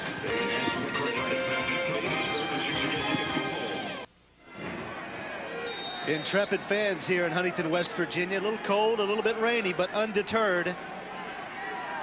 They watch on. 1st and 10 from the 29 now. Snyder from the shotgun. Got some heat. Gets it away. It is dropped. Caught for a moment, but dropped by Terry LaVille. Snyder does a pretty good job hanging in there, throwing it under duress. Gets that pressure. LaVille not able to hang on. 10 yards to go. 2nd and 10 now for the Bowling Green Falcons. Total yardage. It is worse on the scoreboard than it is there, Sonny. Marshall with the 112-yard advantage. But a big advantage on the scoreboard. Snyder now with the split backs. Weathersby and Lige alongside. That's Weathersby. And he is cornered quickly by Paul Totten and Larry McLeod. The ball carrier, Leon Weathersby. Teams like to run that draw from the shotgun, where the quarterback hands it forward. They hope that'll slow that rush down just a bit. I've been most impressed with this youngster, Ricky Snyder. I really have. Bowling Green's freshman quarterback. What a job he's done here this afternoon. He's going to be a good one. Ricky Snyder, 6'2", 210 pounds. Originally came here to play linebacker, but he's big enough to play linebacker. Certainly showing some intestinal fortitude here this afternoon. LaVille in motion, 3rd and 10 from the 30 now. Snyder to throw it over the middle. He's got LaVille, but so too does McLeod. Ball pops out. They're going to blow it down. Stay on the turf, cannot cause a fumble. So it will be 4th down, and we'd like to thank Schlotsky's Deli, home of the original Baked Fresh Daily Sandwich. Schlotsky's Deli of Huntington.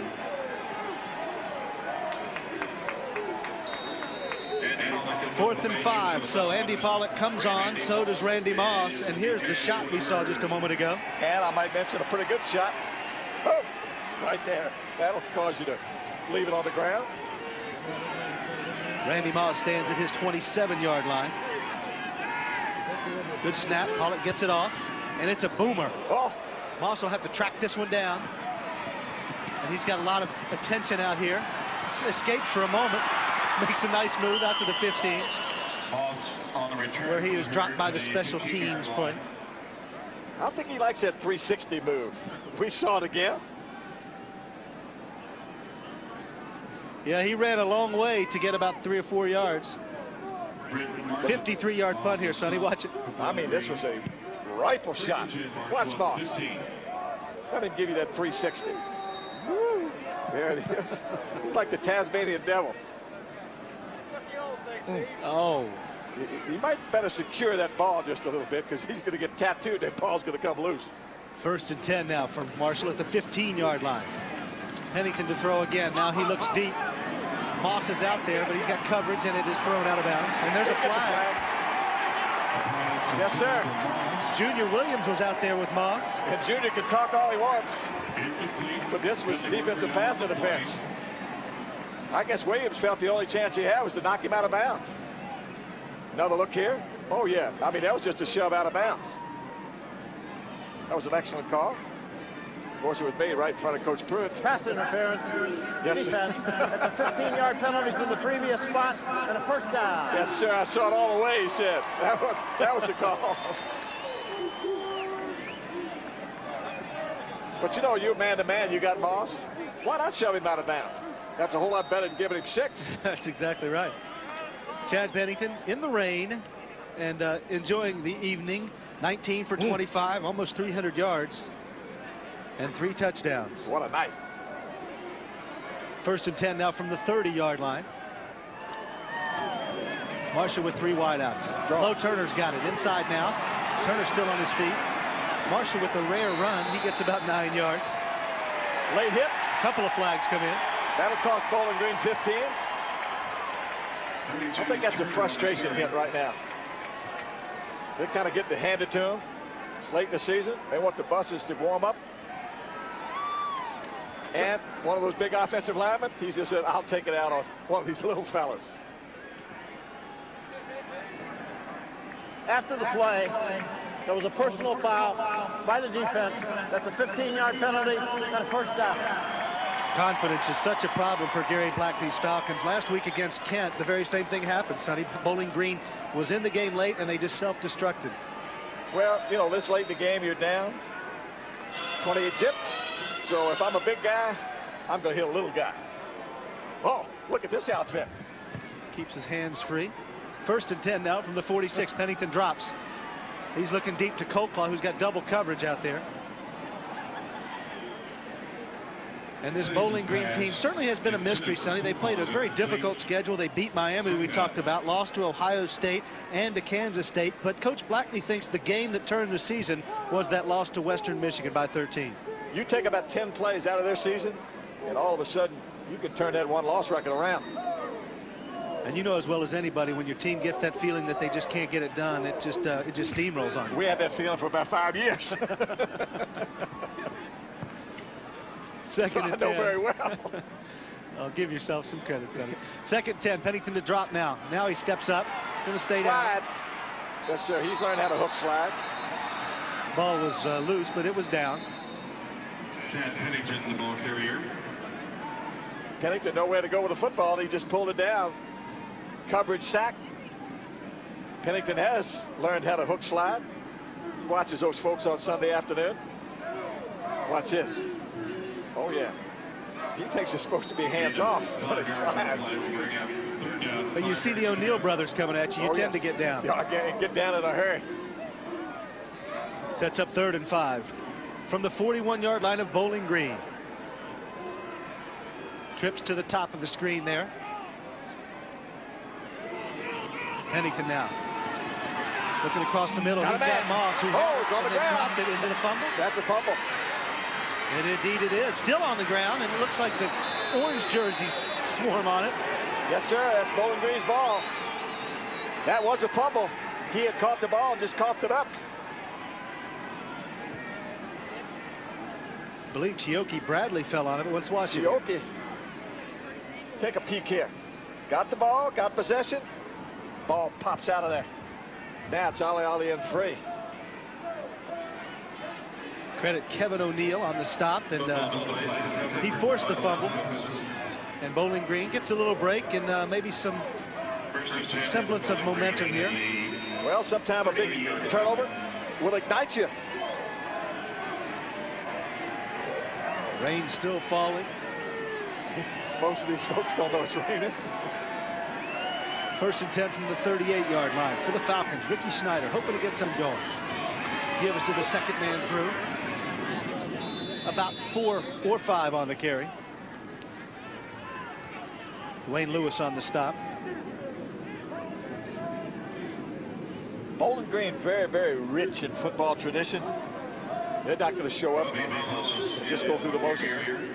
Powerhouse Productions trivia question. We asked you, Randy Moss has the MAC record for touchdown passes caught in a season, but it's still 2 touchdowns shy of the MAC record. Who holds the MAC single-season touchdown record?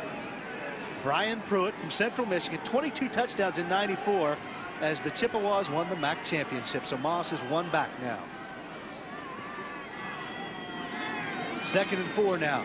That's Weathersby with it. And he is stacked up with the line of scrimmage. Maybe a gain of a couple. Going to be a little bit short of a first down. I think we're going to be looking at 3rd and about 2. Or 1.5. Or 3. 3rd down, 2 yards to go. 3rd and 2 for the Falcons of Bowling Green. 5:31 to go in the 3rd, and Light's a little bright here. those aren't exactly necessary, but the future's so bright for He thinks he's in Los Angeles. during 3rd. 3rd and 2 now. Marshall's defense hoping to rise to the occasion. The Bowling Green Falcons want to keep the drug going. Schneider from the shotgun gets rid of it. First down. That's Lige. Knocked out of bounds by Tim Dempsey, but the big fullback gets it done again. Well, when you come on a blitz like Marshall did, they leave Lodge all alone. The linebacker's supposed to be covered, but he's coming on the blitz. That's the reason he was all by himself.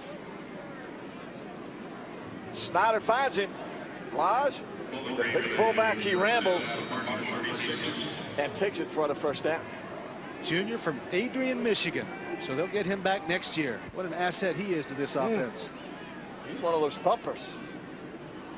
Not too often you see a fullback handle the ball as well as he does. All the way down to the 36-yard line for the Falcons now. Hollis is the tailback. Lies the fullback. Schneider to throw it. Looking sidelines, got his man. It is complete all the way down to the 12-yard line. Terry LaVille out there, and B.J. Summers mixing it up. And now the flag's flown. Yes, sir. Anytime you get an exchange like that, you're going to get a flag. B.J. Summers, Mr. LaVelle. Maybe not talked about where they're going together after the game, but rather what happened on that play. Rain falls, a little chilly here as we sort this one out. After the play, there was a dead ball personal foul against the defense and a dead ball personal foul against the offense. Those penalties cancel my rule. The play stands. It's a first down. Bill Needle was right in the mix of the fray. Bill, you're the referee down there. What happened? Coaches talk about self-control all of the time, guys. B.J. Summers was simply mad at himself for having the pass completed against him. He turned and threw an elbow in anger and disgusted himself. Terry LaVelle just happened to be standing there. If you control yourself, maybe you don't get called with a penalty. 1st and 10. Thank you, Bill, from the 12-yard line now. And Bowling Green really wants to punch one in here. But you know that offsetting penalty, it's like kissing your sister. I mean, really, not a whole lot of harm or damage done.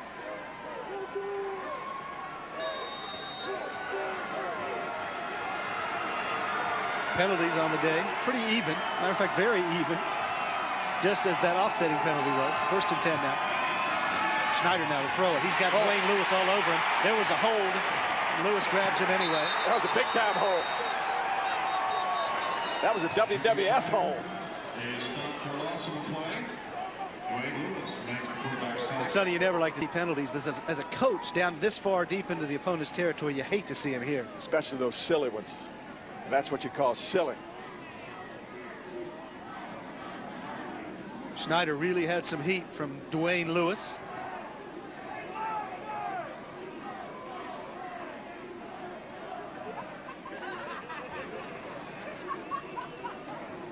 Holding, offense. That's a 10-yard penalty from the spot of the foul. We'll repeat 1st down.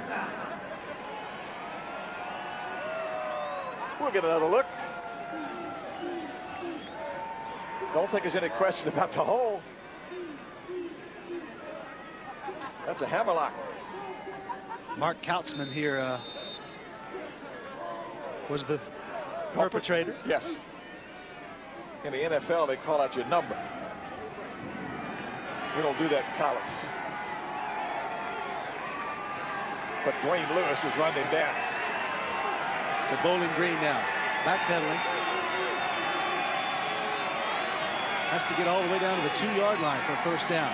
Schneider now to throw it again. He's got more pressure, but he's got some room to run it if he so desires. To the end zone, he looks, it's intercepted. Picked off there by Tim Dempsey.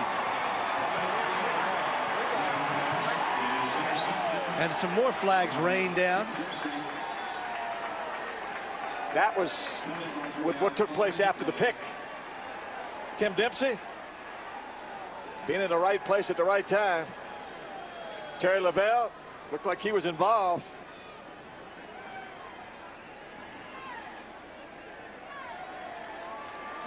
And Sonny, a young quarterback like Schneider, perhaps he should have tucked it and run there.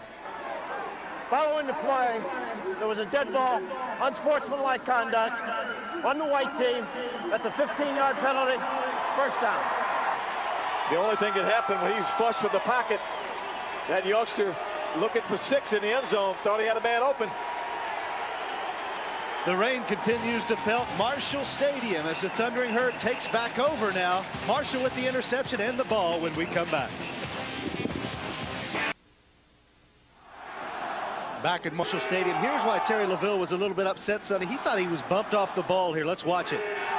Schneider delivers it with a little touch. Yes, sir. Well, he did get hit. Albert Barber gave him a shot, and Lavelle is pleading to the refs, and perhaps he had an argument there. He might have had a case. But the refs are usually right. Yes, most always. Or they usually are the last say anyway. 1st and 10 for the Thundering Herd from the 21-yard line now. Swing pass out to Copaw. Gets just a couple of yards. Another flag flies. Bowling Green, I believe, jumped. And let's check in with Mark Martin downstairs. Mark.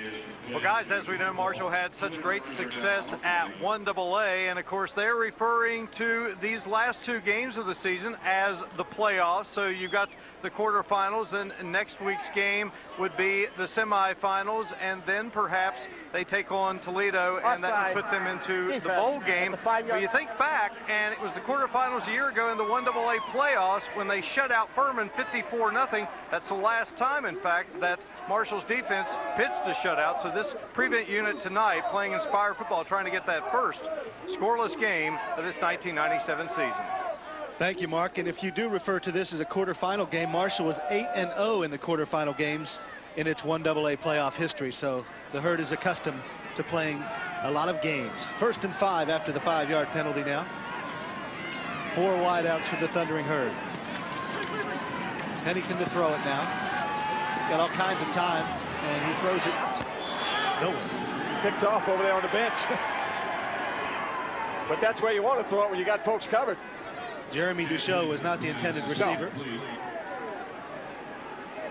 But, Sonny, if we would permit ourselves to look ahead to next week, if this game goes true to form, it would be Marshall and Ohio for the MAC East Division Championship, and this place will be absolutely nuts. It'll be rocking. It's already sold out. They'll be selling standing room only here, I think, about Monday.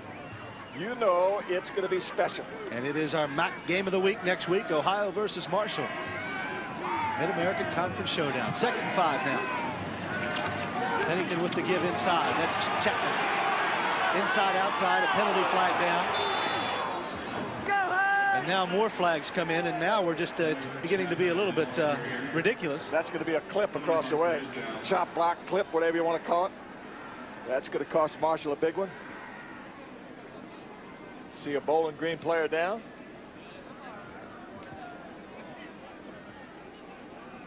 Try to get a number on that for you if we could, but a lot of brown rain suits down there. It looks like it's number 17, Junior Williams, down. That had to be a crackback, something from the outside receiver. Free safety for Bowling Green. Chop block or a hole. Take a look right here. Chapman bouncing it outside. Let's see the block. Oh, right here. Late Oh, hit. yeah. From the back, that was a chop. I believe it's 2 penalties, Sonny. I think it's a hold and a chop block.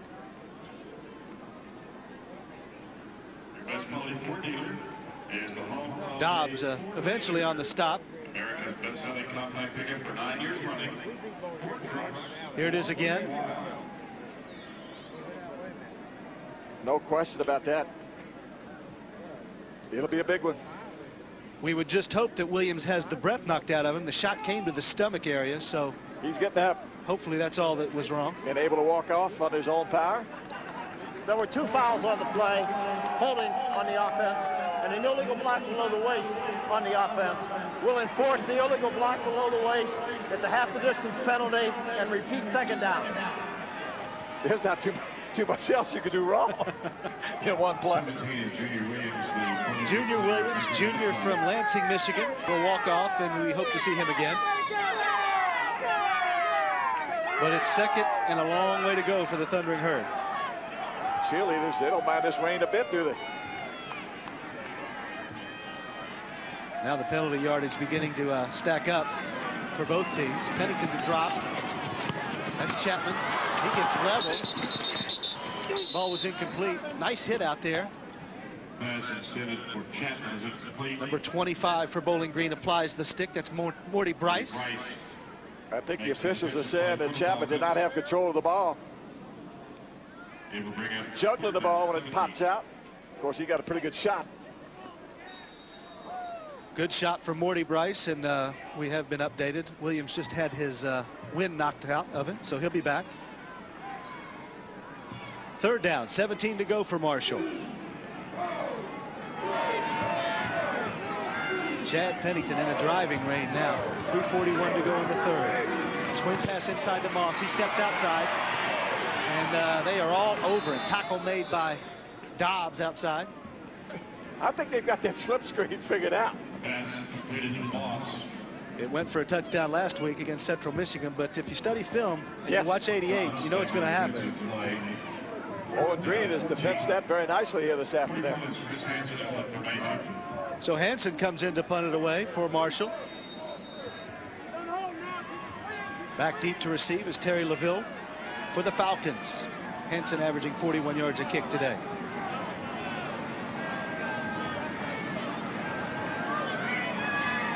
LaVille stands at his 45-yard line.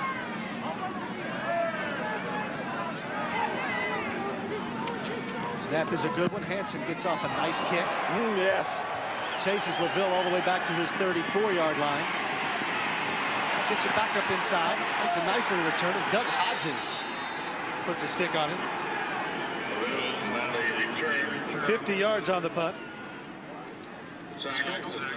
Hotel accommodations for the MAC football game of the week provided by the Travel Lodge of Huntington, located just 1 mile from the Best Western Gateway Inn and Conference Center and just 15 minutes from Marshall University Stadium. The Travel Lodge is the official host hotel for the MAC media at the MAC Football Championships. The 120-room hotel features a lounge and a continental breakfast. Give them a call at 304-736-3451, the Travel Lodge in Huntington.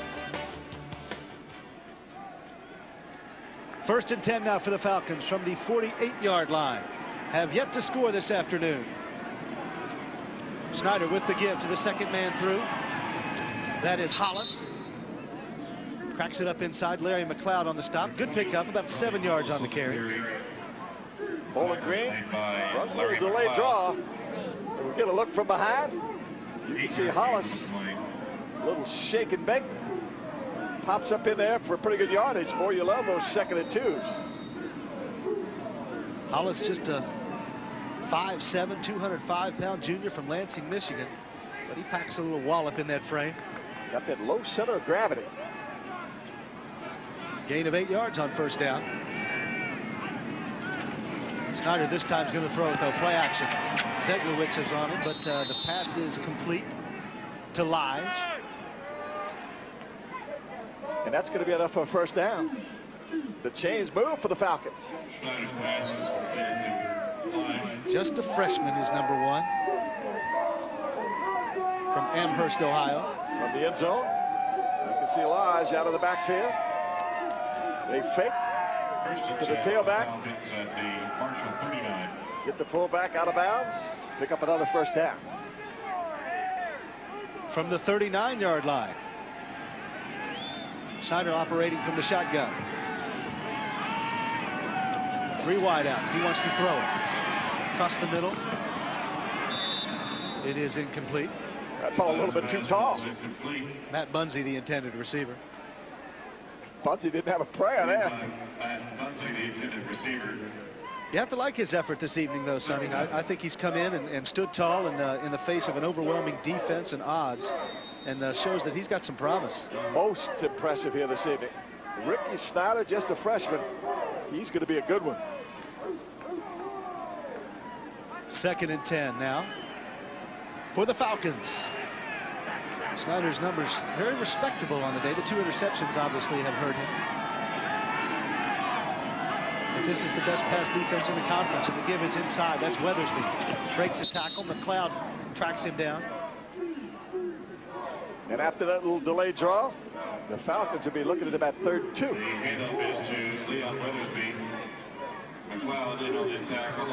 Another look at this draw. From the shotgun, you have to hand it forward, which they do. Larry McLeod had to make the stop. 14 tackles on the day for the senior from Huntington, West Virginia.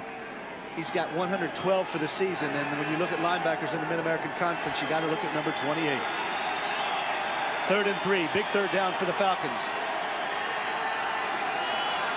From the I formation. Timeout. He didn't like it, so the freshman, he wants to go talk about it. Timeout. Bowling Green. That's our first timeout of the half. Ricky Snyder goes over to discuss it with the coordinators and Gary Blackney. They really want to get something going here if they are to have a chance tonight. Join a winning team, the MAC Corporate Sponsorship Team Partnership. The Mid-American Conference offers many opportunities for your business to get involved in college athletics, from signage to television and radio packages and special events. Mid-American Conference has a plan for you. For sponsorship information, contact Paul Vigilante at 419-249-7177. Your company and the MAC, a winning team.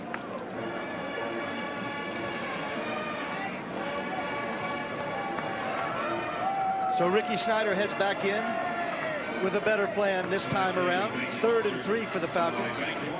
You know, everywhere we've been this year, I've really been impressed with the quarterbacks because all of them look like linebackers.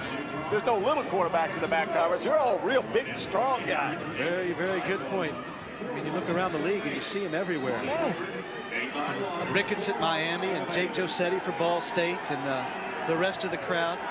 Jose Davis for Kent. Gromek for Akron. From the I formation now. The give is to Hollis. And he is stacked up and does not get the necessary yardage. But you know the Falcons will be going. This is 4-down territory. Billy Gregory, part of the defensive onslaught for Marshall. Watch the line of scrimmage here. Hand back.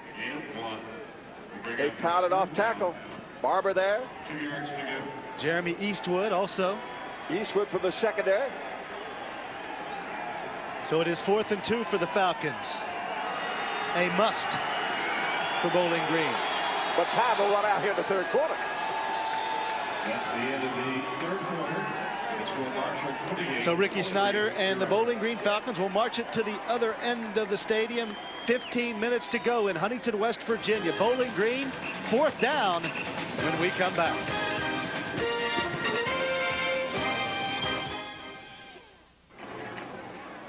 Fourth down for the Bowling Green Falcons at the 31-yard line, trying to get some offense going and to put some points on the board. We've got 1 quarter to go in Huntington, West Virginia. Ricky Snyder sets him down. Lies is the fullback. Hollis, the tailback. Blitz, and here comes the blitz, and Snyder got it away, but the pressure applied by Larry McLeod. McLeod a little bit slow to get up. The big middle linebacker came on the blitz, Sonny, and disrupted the play, but he's a little shaken up. Well, he's the guy that forced the quarterback to throw it early. Wanting to throw it before he was ready. And having to throw it. My guess, Sonny, is that's his hand that was hurt earlier this year. He didn't look like it happened to anything else. He and just it looked pulled like maybe he stung it just a bit. Rogers Beckett on the coverage. But Marshall's defense rises once more and prevents Bowling Green from getting anything going offensively. 14:57 now to go. Reverse. That's Nathan Poole, but does not fool anybody for Bowling Green. Everybody out there. Joe O'Neill, J.P. Mershon's out there. Bowling Green has played tough here this afternoon. They truly have. A couple of mistakes, a couple of turnovers. But they have battled all afternoon long. And you talk about a team with a winning tradition, 10 MAC championships, and those kinds of teams just don't give up, Sonny. There's too much pride at stake. You're exactly right, Keith.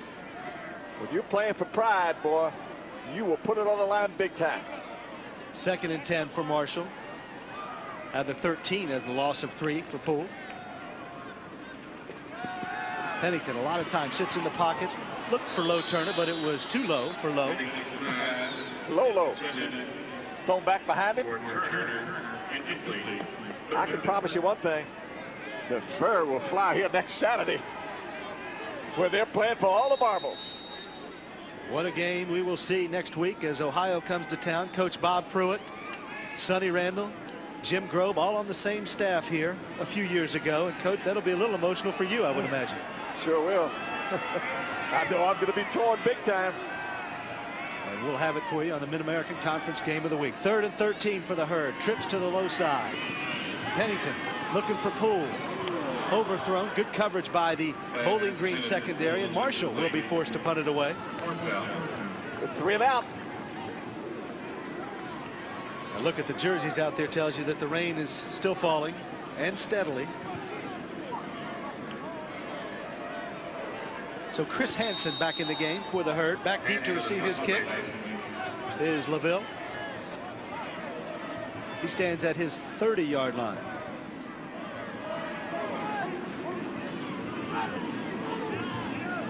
Junior has punted well this afternoon. Some pressure coming in there, but he gets it off. And it is a nice kick. LaVille at his 20-yard line. Fair catch.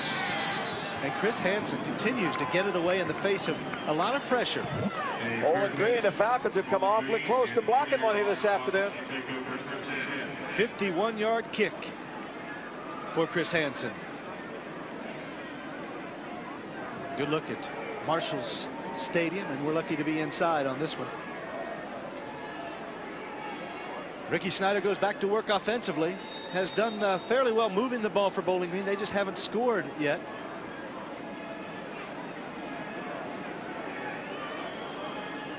First and 10 now from the 20-yard line. From the shotgun. So it looks like the Falcons are going to load it up. Snyder will drop and try to throw. Zeglowicz with some heat. He gets it off inside.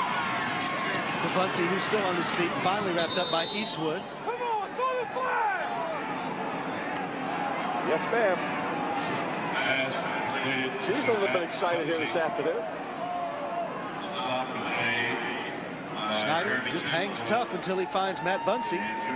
Buys a little time. Gets it outside. Bounce it inside. Matt Bunsey. And the Falcons pick up a first down. First and 10 from the 33-yard line as Snyder will stay in the shotgun.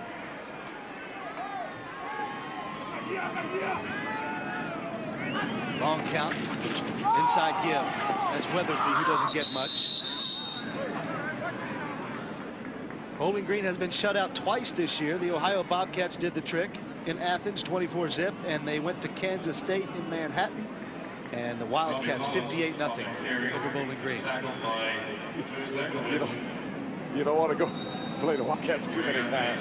How about this heat? They got some heat down there on the sidelines, don't they? Something out of Star Wars. Big John Wade sitting closest to the heater. 2nd and 9 now for Bowling Green. Robbie Hollis alongside Snyder. 12:49 to go. Marshall leads it by 4 touchdowns, 28-zip. Pressure inside. It is tipped. And almost intercepted by Paul Tobiesi, who got his hand on it. Big number 85. Big guy. Tobiesi. What do you think he did down with the football if he'd have came down with it? Ball tipped. Get those big paws up in the air. McLeod got it. That would have been a heck of a play there. Now we know why he's on defense. Instead of playing that offensive tight end position. 6'7" tall, so he could knock down a few. When he grows up, he's going to be a man. I thought he was already grown up. 3rd and 9 now. Snyder down, drops to throw. Over the middle, looking deep. Out there, what a layup. Wow, catch by Bunsey, and that was certainly highlight film material there. Bunsey lays out for this one. I mean, Snyder throws it on the money, and Bunsey lays out for it. You talking about paying the price? Does not get any better than that. Layout, great catch. Wow. And the Falcons, deep in the territory. This young man has got to make the highlight reel. Perfectly thrown, and this guy is a true freshman from Lakewood, Ohio, so all you Bowling Green opponents over the next 4 years can look forward to seeing that. You'll see plenty of it. 1st and 10 all the way down to the 25-yard line. Snyder again to throw. Looking deep. End zone. Intended for Holcomb, but it was incomplete. And I think Holcomb had a chance. Ball might have been thrown just a tad behind it. They see a change of quarterbacks here when Marshall gets the ball back. Mark Zaban warming up. Here's another look. That would have been a tough catch. Good coverage by Hines and Grace, but I like the way Snyder's getting the ball out there, Sonny. Snyder's getting it out there, and Holcomb almost comes up with a big catch. Big Tony Holcomb, 6'4", 260 pounds from Akron, Ohio. You like your tight ends that big? 2nd and 10 from the 25, and the total yardage race is heating up if the scoreboard race is not. Snyder back, and everybody's coming from Marshall. Over the middle, tipped by Tobiesi. But falls incomplete. I don't know whether that was his hands or his helmet. He's 6'7", as we mentioned, so he can get in the way. You got the big hands, got the big head, and a big helmet. Let's see what it hits. No. Maurice Hines was coming on the corner blitz, and it forced Snyder to hustle it up. You know one thing, it's tough to throw it around him. Lovell is out wide for Bowling Green. Joined by Jeremy Duchot. 3rd and 10 from the 25. Snyder now looking to throw it. And Lewis was out there trying to get after it. Nearly broken up by Hines, but ball was well thrown. Duchot just couldn't hang on. I really believe this could have been a catch and a touchdown. Looked like the young man had a chance. Speaking of young men, that's a little mark. the guy's going to hang around. Watch it again here, Sonny. I think this is on the money. Oh, yes, sir. Hit him right in the belly between the 8 and the 1.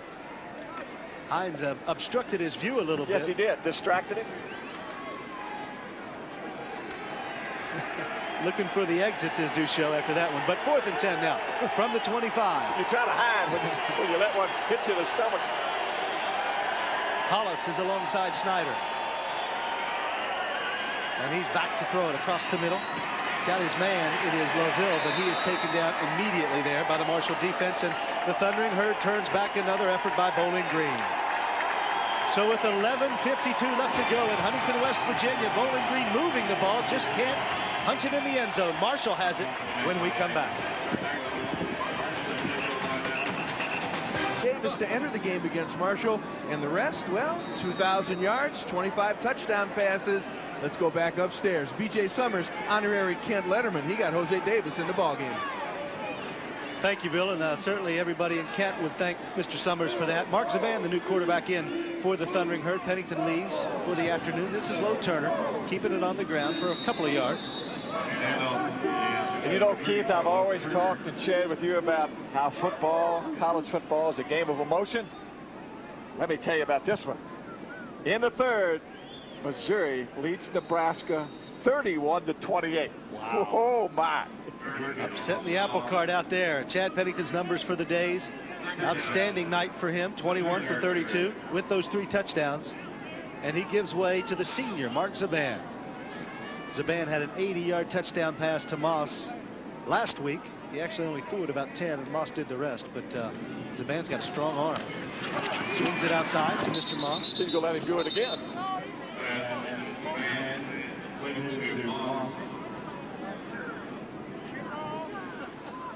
Every catch Randy Moss makes, every yard he gains will add to his season total, which is the best in the Mid-American Conference. It also adds to that cash register ring. Cha-ching. Moss is certainly thinking about greener pastures next season. Sunday afternoon, maybe, instead of Saturday evening. 3rd and 1 for Marshall.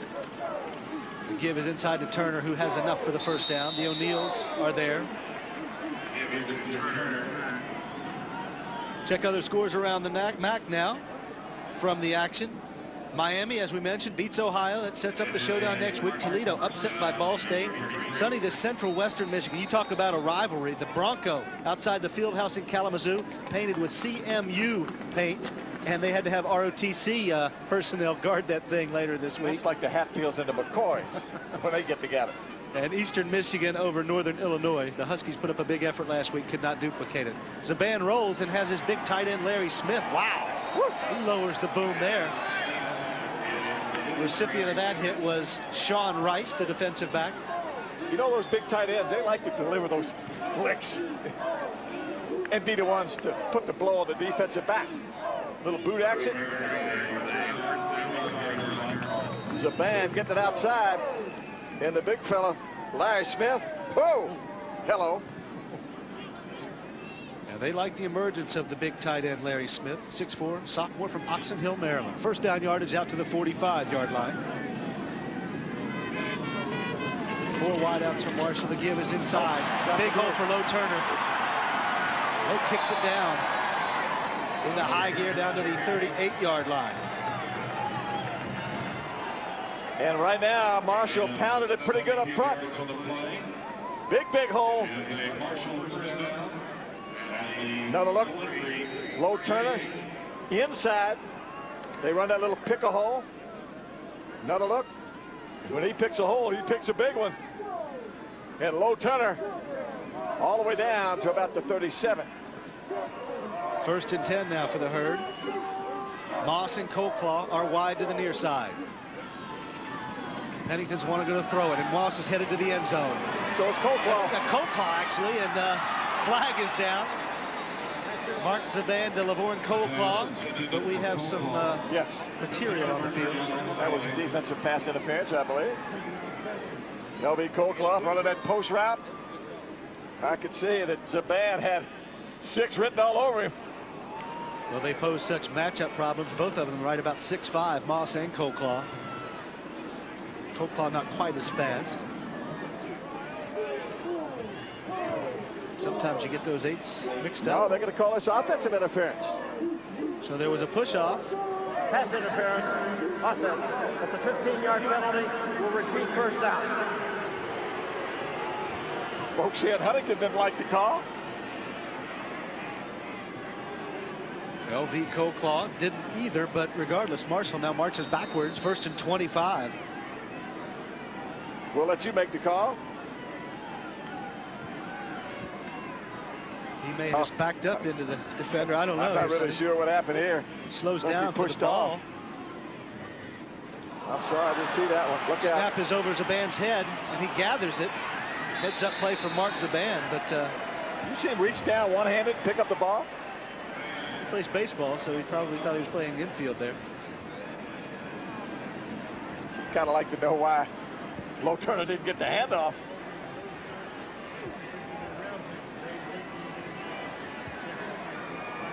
Marshall now continuing to move the wrong way.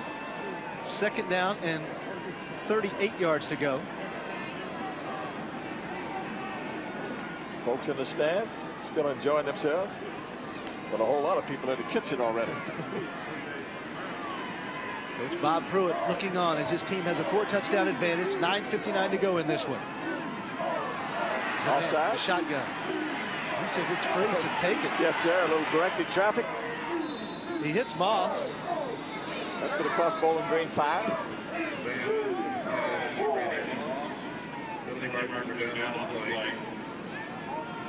Mark Saban playing like a veteran. He's been there. He's done it.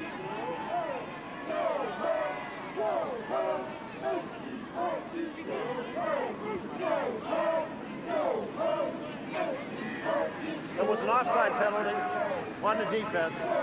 There was an ineligible receiver downfield on the offense. Those fouls offset. We'll repeat 2nd down. That's fair enough.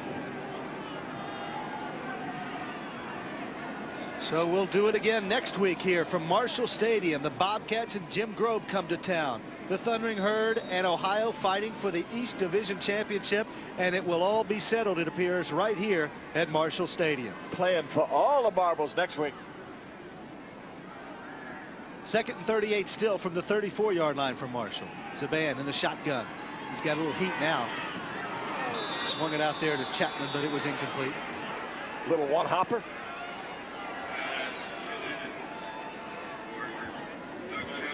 And you know this place will be rocking next week when the Ohio University Bobcats roll into town. Coach Jimmy Grove and his staff, what a job they've done. Coach Bob Pruitt and his staff, what a job they've done. Athens just about an hour and 45 minutes from here, so there'll be 3,000 or 4,000 green and white fans from Ohio making the trip. And if you want tickets, you better know somebody. 3rd and 38 for Mark Zaban. Got plenty of time to look for somebody. Oh, now he's looking inside to Coleclaw, who has it, steps up, but he'll be well short of the 1st down. Zaban had to throw it the next zip code to get a 1st down. So Marshall will punt it away to the Falcons, and the defense for Bowling Green stands tall again.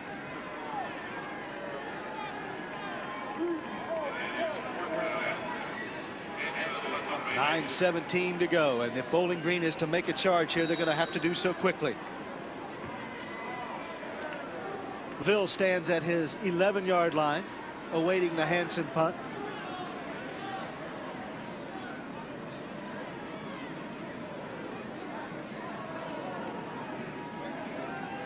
A lot of pointing going on. Jeremy Eastwood there with the instructions. Now they want a timeout. They just want a time to run off the clock, that's all. Timeout. Marshall. You read Coach Pruitt's lips. He said, come on, let's go. Number 13, Florida, over Vanderbilt, 22. I think he should. Yeah, a couple other things he wanted to say. I think he's telling Jeremy Eastwood to get the punt off. But we'll do that when we come back to Marshall Stadium. Bowling Green with the ball. You're watching MAC football.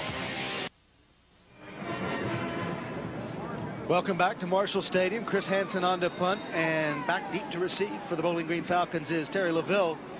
And the Falcons see the time ticking away, Sonny. They need to get something going. With a freshman quarterback, no less. Hansen gets it off. That was a skyrocket. LaVille signals for the fair catch and has it at the 20-yard line.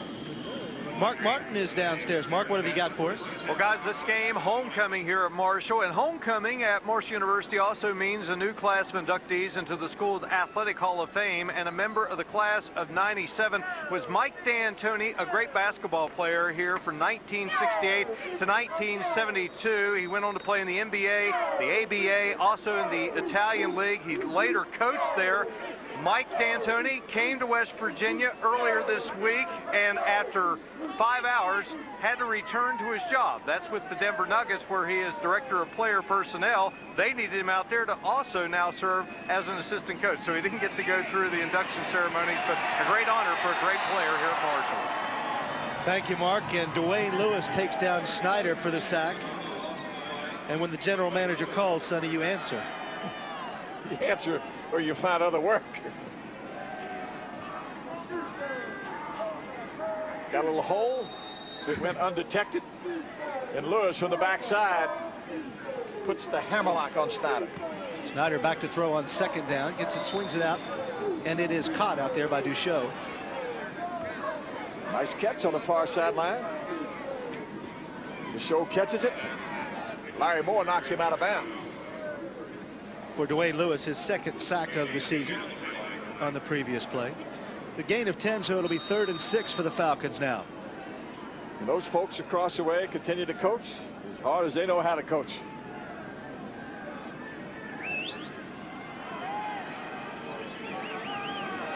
The Falcons trying to get something going. 8:09 to go, and time is not an ally here. Snyder from the shotgun. He's got some pressure, steps up. That's Hollis. And he swings it outside, and Robbie Hollis picks up good yardage. And picks up a first down for the Falcons. Hollis, a little nifty running in the Marshall secondary. Got a little hitch there. Kept it along. He didn't look like when he was running with the football. Sonny, we mentioned the Ohio-Marshall matchup next week. If things stay the same and Marshall wins here against Bowling Green, the Herd will be looking for its first championship in the MAC of any kind, and Ohio hasn't won a championship since 1968. Certainly that would be just for the East Division, but been a long time for those teams. Snyder again back to pass on first down. Floats one out there over the head of Duchot, his intended receiver.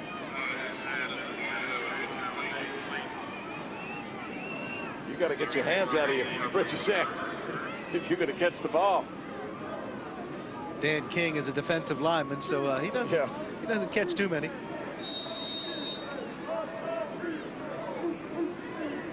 Second down and 10 to go now for Snyder and the Falcons.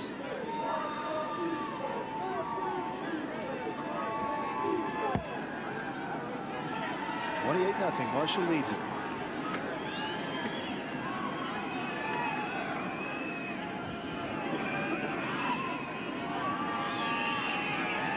Comes the defensive front, and the ball is tipped and nearly intercepted by Maurice Hines. Pick up the late flag. And it was real late.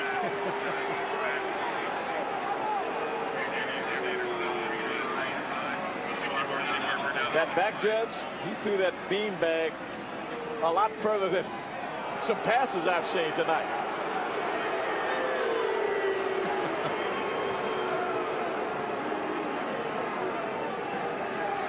Pass interference, defense.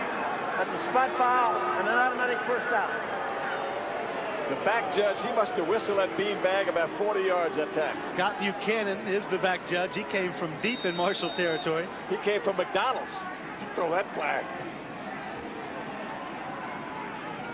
The Falcons, though, get a first down, and Ricky Snyder continues to pile up good yardage. And again, this is all for the future for that youngster. There'll be a war for the quarterbacking position in the spring next year in Bowling Green. One of them's going to be a lot better quarterback because of it. First and 10 for the Falcons, now at the 41-yard line.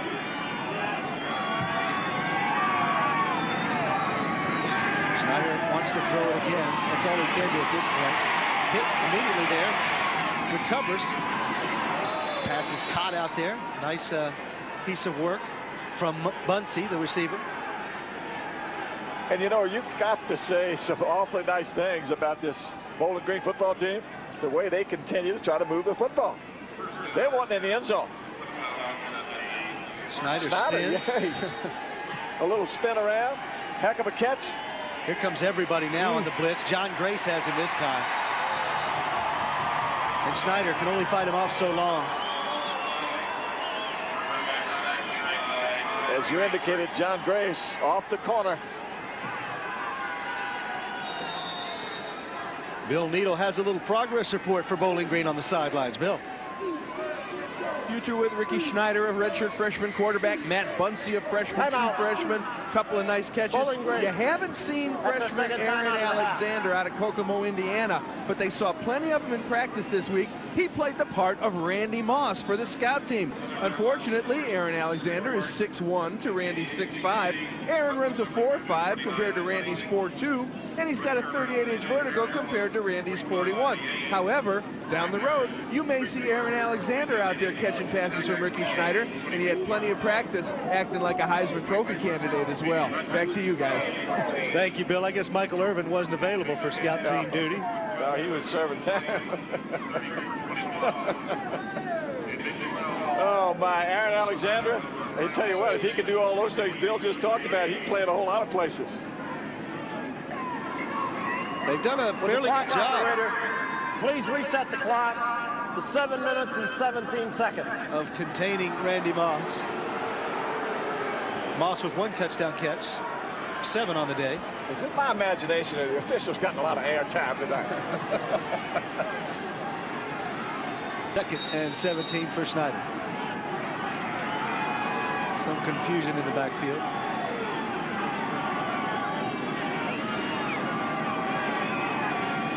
Off the corner now. Wants to throw it again. Rolling. Oh, almost picked off. Larry Moore on Matt Bunsey there.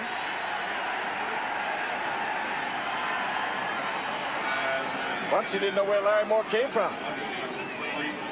That's a heck of a play. I think Bunsey thought he had it. From the gun. Now they're trying to sprint away from all the action. Throwing it on the run. Ball slapped away. Nice play by Larry Moore. Just a little bit behind Bunsey. Look at that hard hat. He's blinking his eye. He needs some glasses. Necessary on this kind of a 3rd and 17 for the Falcons now. And rolling again is Schneider.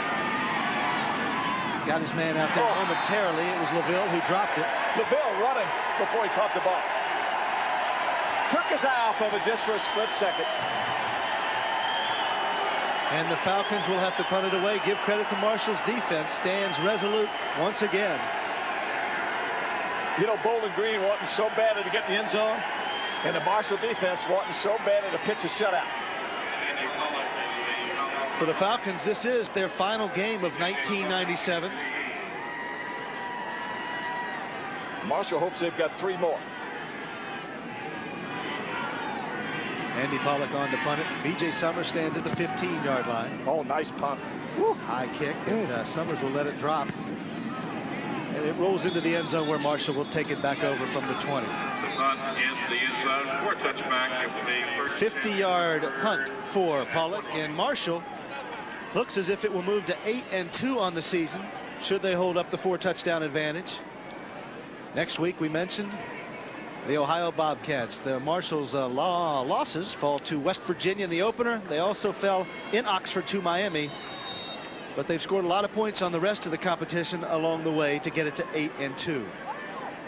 Is Marshall not with 8 wins the first team in the history of college football to win 8, going from 1AA to 1A? You are most correct, Sonny. Nevada went 7-5 their year after going to 1A. But Marshall will have 8 if they hold up here. And Javon Darling carries it. Nice run for the senior from Staten Island, New York. And if you're Javon Darling, the only thing he did wrong was go out of bounds. He'd like to keep the clock running. 6:50 to go.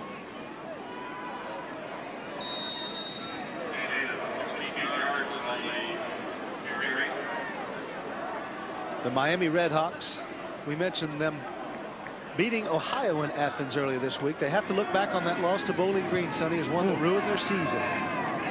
Or else they could be in Huntington for the MAC championship game.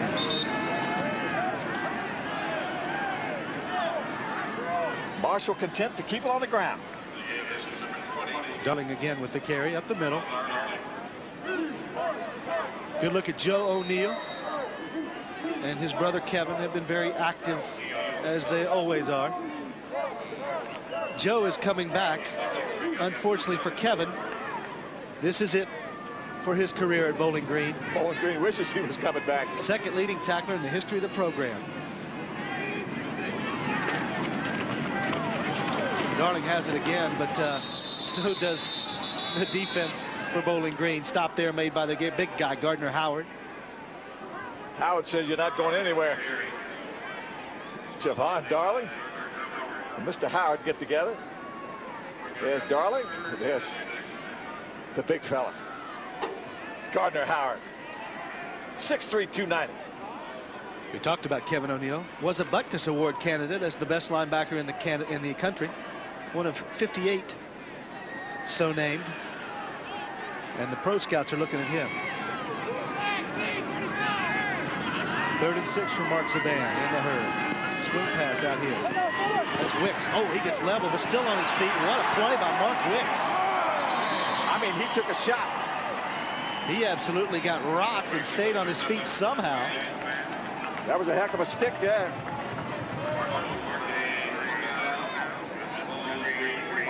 Watch the hit here. We'll see who put it on him. Wicks back inside. Sioki Bradley. Sioki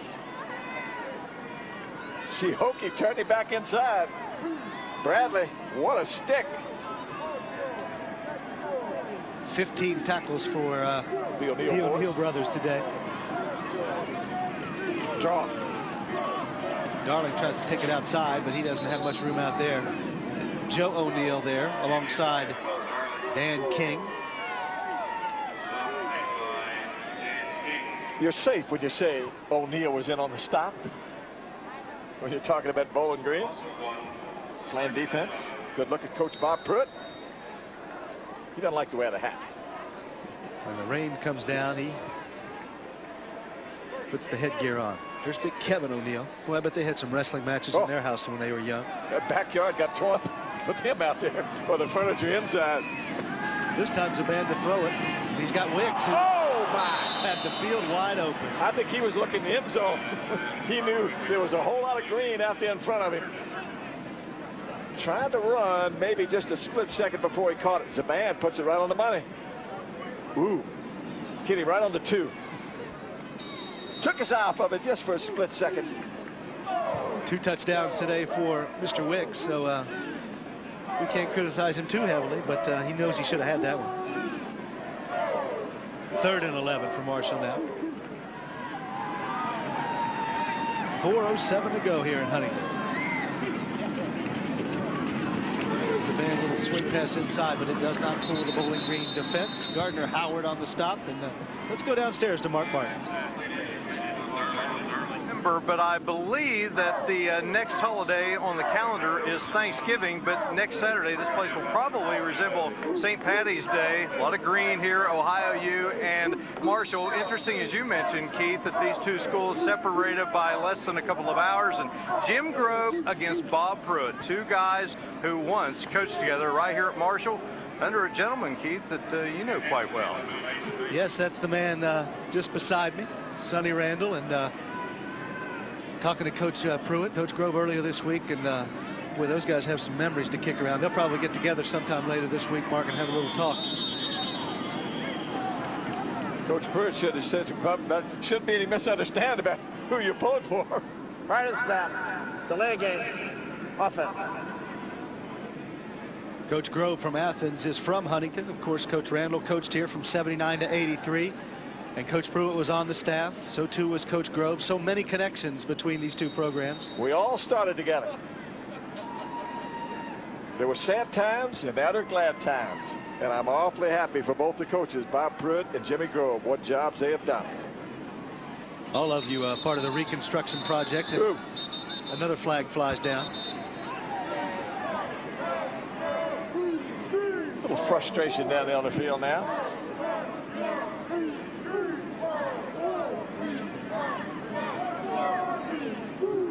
Prior to the snap, there was a false start on the offense. That's a 5-yard penalty. It's still 4th down. So they'll keep marching backwards, and Hansen eventually will kick this thing away. Terry LaVille is back to receive it. I think most of this homecoming crowd has moved on to other activities for the evening. Not a picture-perfect day in Huntington, but for the Marshall fans, they enjoy the win, and a nice high kick from Hansen. LaVille will call for a fair catch and catch it at the 23-yard line, where the Falcons will take over with 3:07 to go. Marshall Thundering Herd leads at 28-0 over Bowling Green, hoping to hang on here in Huntington.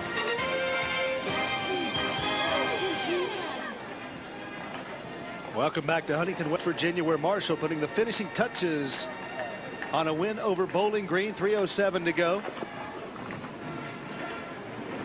In a little rainy atmosphere in Huntington tonight, but Marshall pointing to next week's game against the Ohio Bobcats.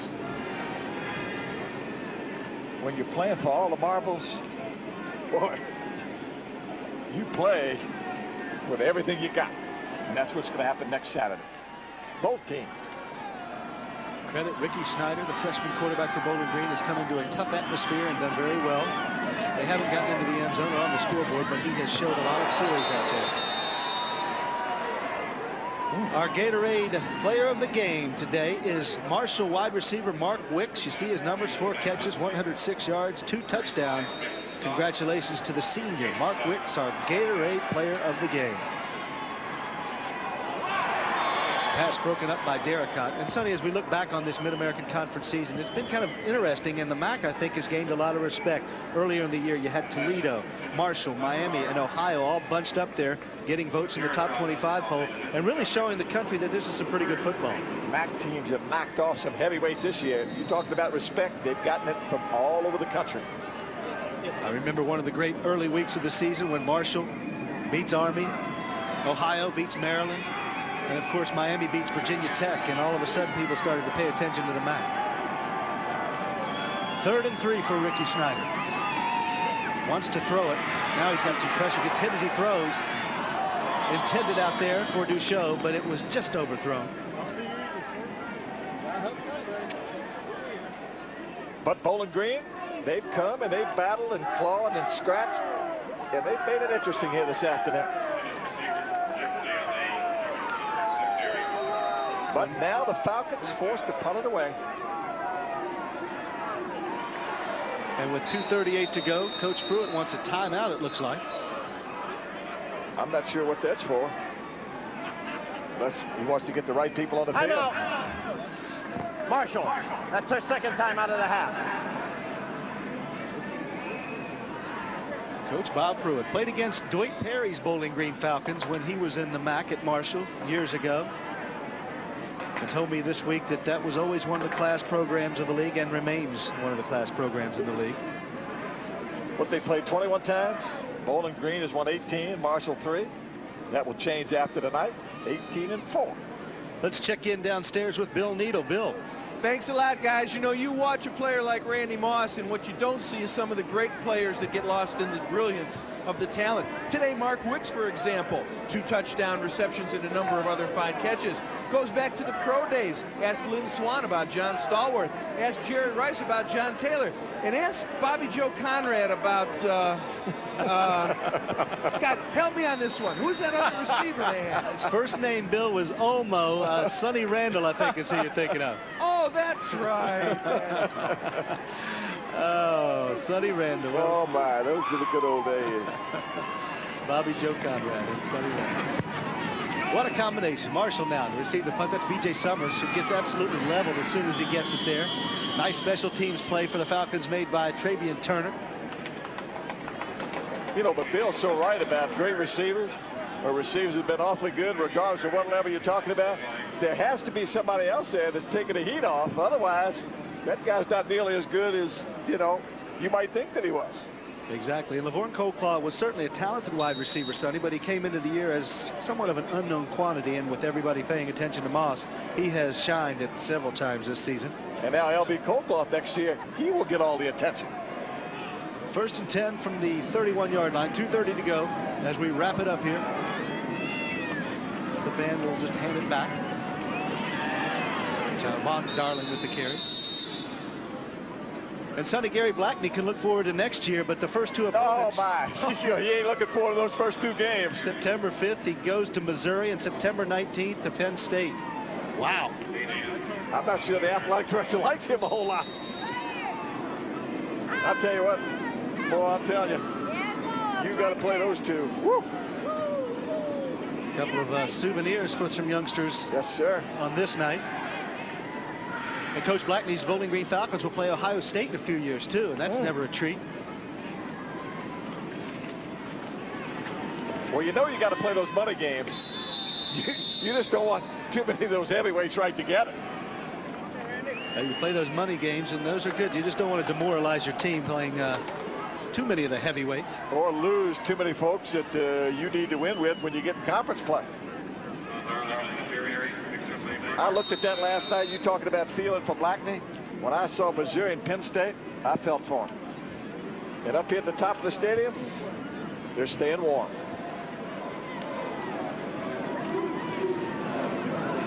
First and 10 for Marshall. Now they can effectively run the clock out and put the finishing touches on a shutout win over the Bowling Green Falcons.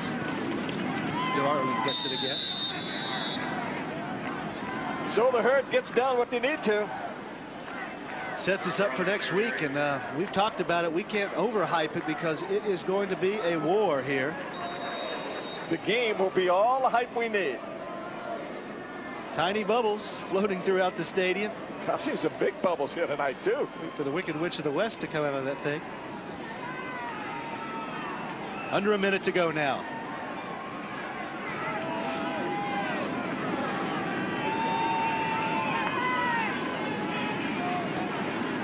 Draw. Javon Darling kicks it outside. Just looking for some room. Puts the head down. And we may see one more play, maybe. Sonny, that's what you do conference races for. You love to see it come down to the last game of the year. I know the MAC people are ecstatic to see this one unfold in front of us next week. Just like Mark Martin, he's awfully happy it's going to come down to the last race of the year. We're happy that the MAC part of the championship will be decided here next weekend.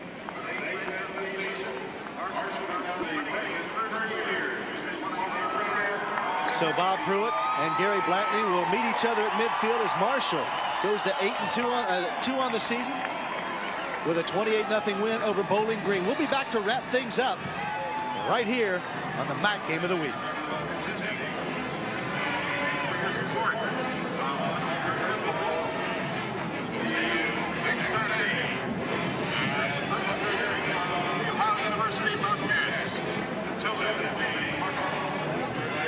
We're going to hang around here and wrap things up anyway.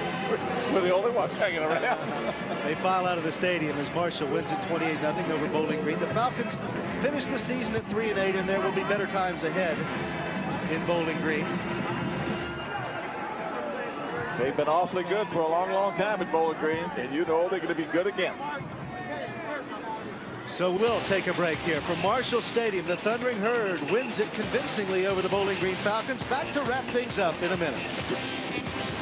Classic Worldwide Productions' presentation of MAC football is brought to you by